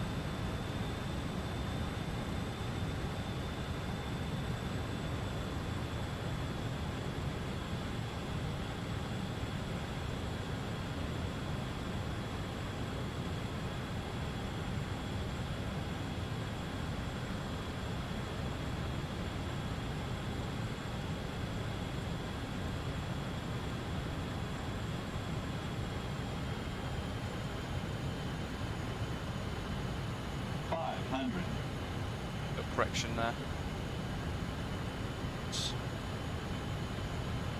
Too much correction. Good luck, mate. Haha, thanks. Plus 100. There's our minimums warning. Minimums. Bit quick on the approach. Right, let's pitch. Light slow. So at this stage, now, 50, spoilers. 40, 30. Idle. 20. Hold the flare. Hold the flare. 10. Round idle. And spoilers again. Green spoilers. No reverse thrust in the aeroplane. Brake pressure seen. There we are. You can see the lights on the to the left of the PFD indicating that our lift spoilers and everything have deployed there. I'm happy with that. 80 knots. Gonna roll out here. 60 knots. And if we jump out, look at that. Look how juicy that aircraft is.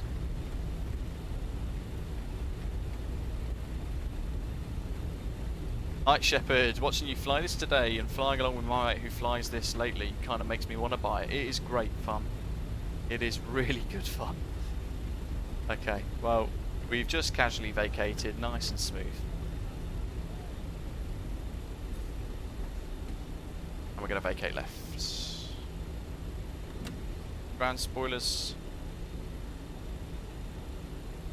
Get rid of all of the flaps.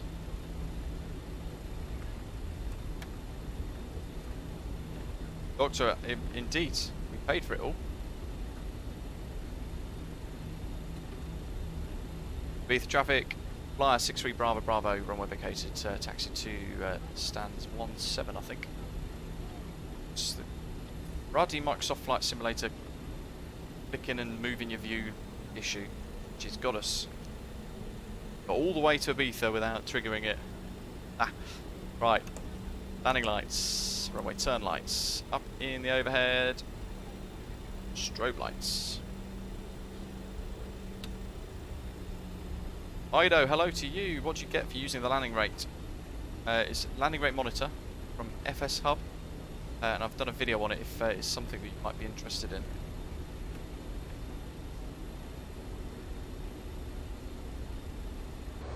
Welcome to Ibiza, folks. SimWings Ibiza. I've never ever seen this before. Recently purchased it just for today from Contrail. Don't even know where stand 17 is. Planes and trains with Elliot. So why does my autopilot disengage and mean that I cannot engage it on final? So what you want to do is you want to check to make sure that where is stand 17? Oh, it's a remote.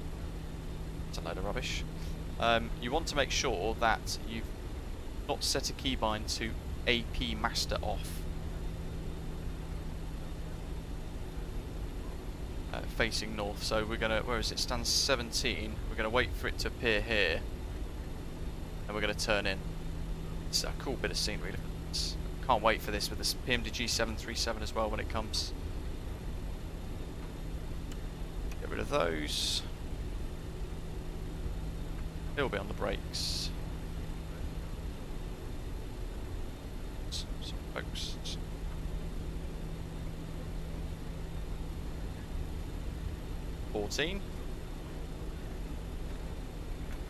APU was on for approach, Elliot.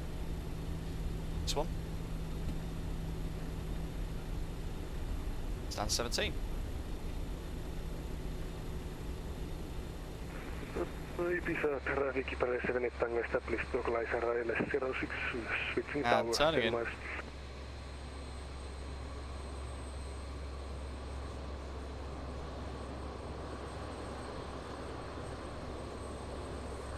How cool is that?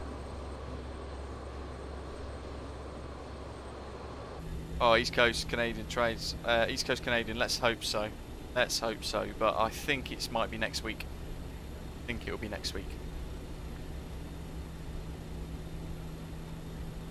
Yeah, Elliot, basically you want to make sure that your keybind for autopilot disengage, if you've got it set to a keybind on your throttle or joystick or whatever, you need to make sure that it's set to just AP disengage.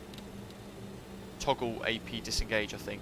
Toggle AP instead of master off. If you set master off, then it means you're not going to be able to reactivate it.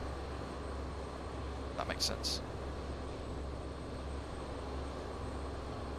The elevator servos there, they've pulled themselves to the sort of up position. They allow me to go all the way down though, and then they go back to the completely vertical position there. Right, there is somebody on finals, so let's spin it around. How many have we got flying in? Got another one actually on the far side. TB infected. There's an interesting one for the SimWings scenery, a double windsock. Both going in different directions. Who knows? Who knows? Who knows? Right, somebody on finals.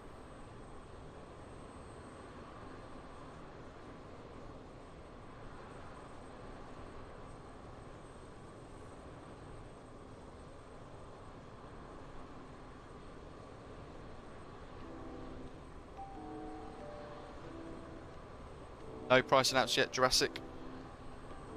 What we have been told is that we're going to be very pleasantly surprised. So it sounds like it's going to be quite the surprise.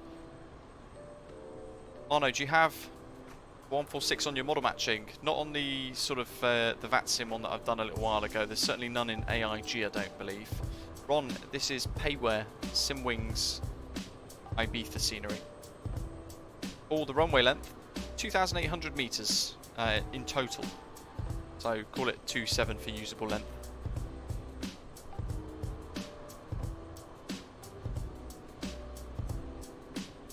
Indeed, that's a surefire way to confuse pilots.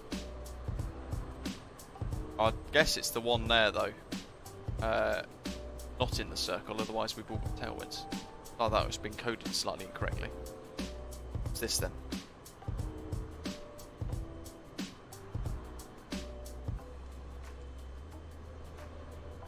Centurio, good morning to you, welcome.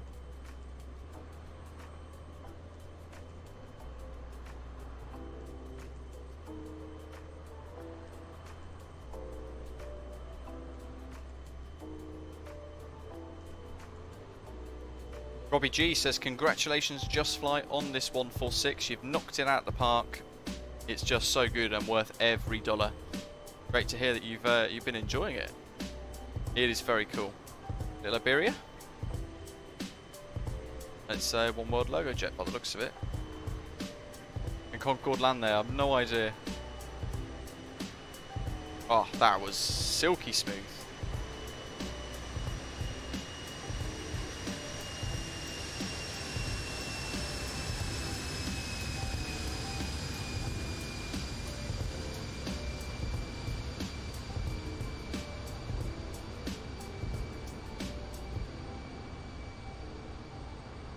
going to vacate. We'll have a quick check on the rest of the network, see what's about.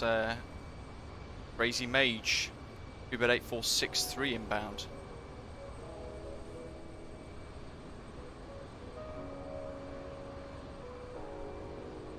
And that is the last one for the day by the looks of it.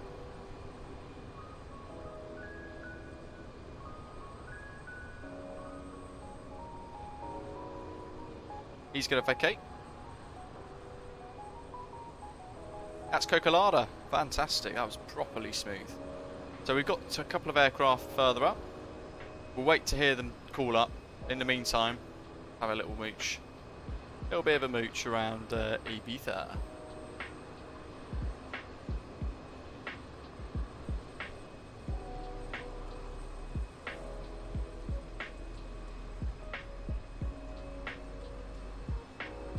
Very nice custom ground textures. Bit of blurry roof texturing though. Ah, look at that KLM Boeing 737-700 there, love it.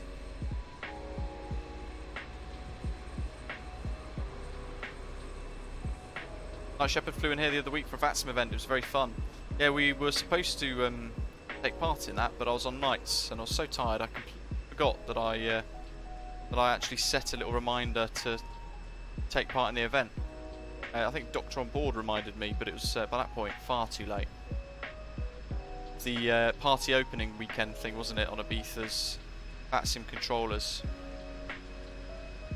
Get the glow sticks out, hit the bar, and the UV paint. Quick check of the approach, can't see anybody coming in yet. You have one aircraft left. Oh, look at that.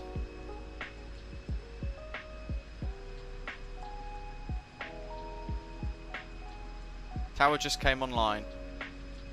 Gutted. They've just missed it all.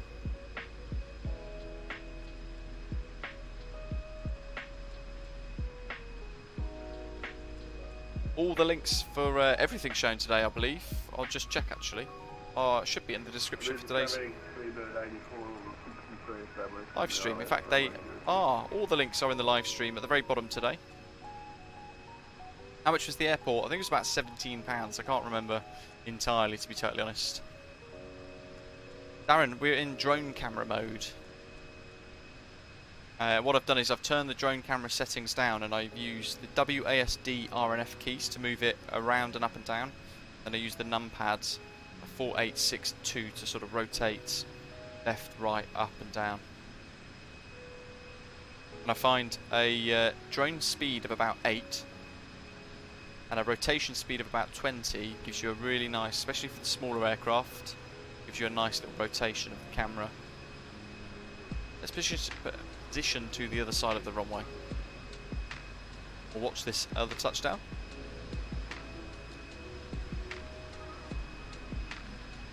Night Shepherd, yeah, I think you used the TBM here, I think. Elliot, no problem at all. Hopefully it helps. Hopefully it helps. Let us know.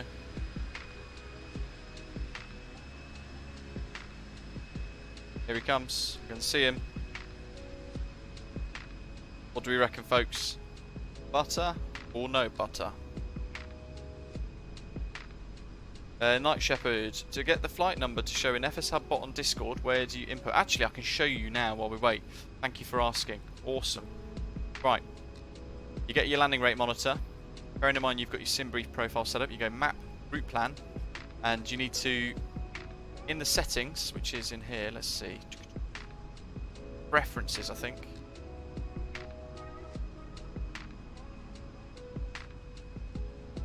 Oh.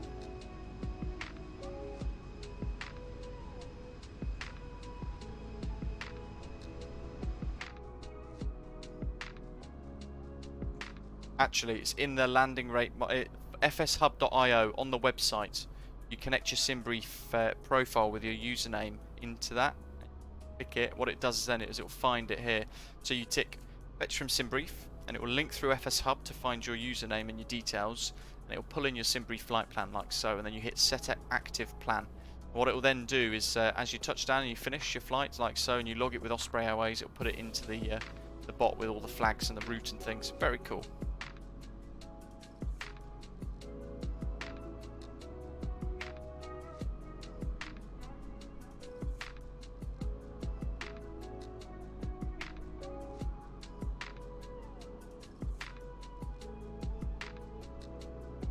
JustFlight, no worries at all. Thank you very much for tuning in. I hope you've enjoyed it. Thanks for all of your work in creating this awesome 146. Really enjoying it. Love the 300.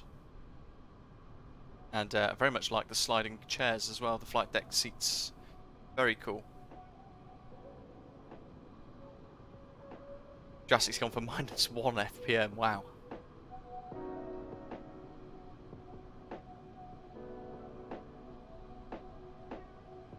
Butter never in real life, Jeff. But more so about 200 to 400 foot per minute in real life for a good touchdown. As long as it's less than sort of 1.2ish G. Otherwise it's quite firm.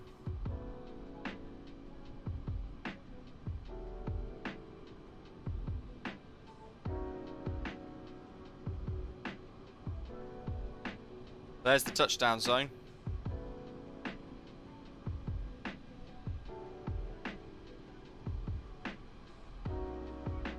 Jay, no. Check you've got the latest version of the AIG installer though, of course.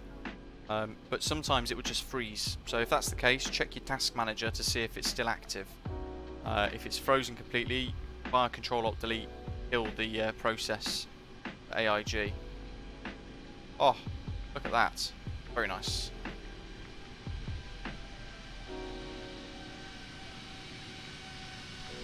I've had a crash to desktop on final.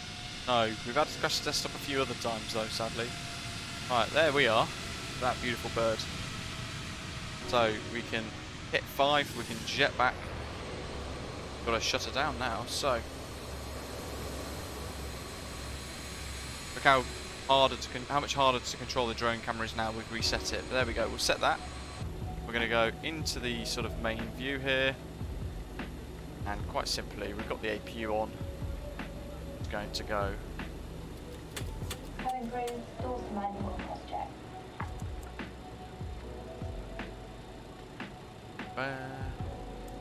Beacon, we'll leave the rest on the FB aircraft box.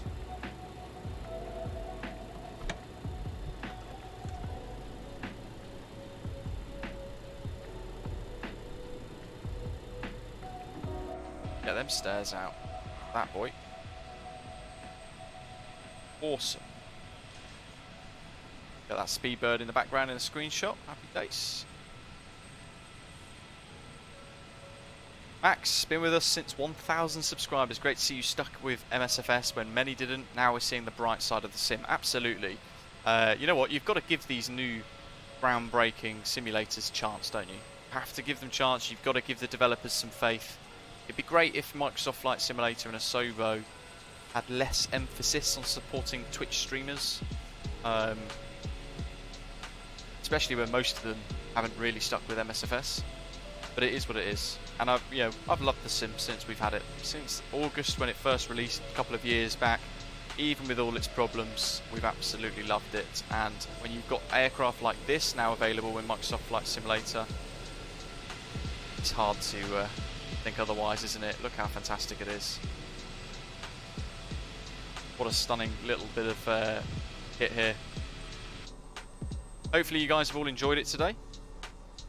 Certainly been nice to dust off the cobwebs with the 146 as well and make the most of this. A nice 2-odd hour flight to there. There we go. We'll settle the drone cam like that. Bit speedy, isn't it? Gav, Ron van der Sar, Dave, Jackson, thank you very much folks for dropping super chats and tips throughout the live stream. Really appreciate your support. East Coast Canadian for becoming a member as well of the channel. Really appreciate all the support of you guys becoming members, and those of you who already are and have been for quite some time, and a very warm welcome to all of our new subscribers to the channel as well. If you've not hit the big shiny red button, please do hit subscribe down below, and don't forget before you head off to give the stream a little like as well. I hope you've enjoyed it. I'm going to get to work planning the next live stream, perhaps going to be Tuesday, providing Vodafone don't mess up my internet. We're upgrading now to super ultra fast 1000 megasecond, very exciting, and hopefully that means that the streams will have even less latency, less delay between the streams and the chat. So upgrading all that for you guys, I hope you see the positives of it when it does get sorted out. So Monday it's supposed to be installed. So hopefully Tuesday we'll be back streaming, and most likely going to be diving back straight into that wonderful PMDG 737, and I'll be looking at some options for some cool routes to do with that too. So thank you very much for watching. I've got a wedding to go to this weekend, and I hope you guys have a fantastic couple of days across the weekend as well. Hopefully wherever you are in the world, the weather stays as lovely as it is here around near Heathrow. Thanks to JustFlight as well. Your fantastic work with the 146 Professional, and thank you to all of you guys for watching. As always, take care, and I'll see you soon.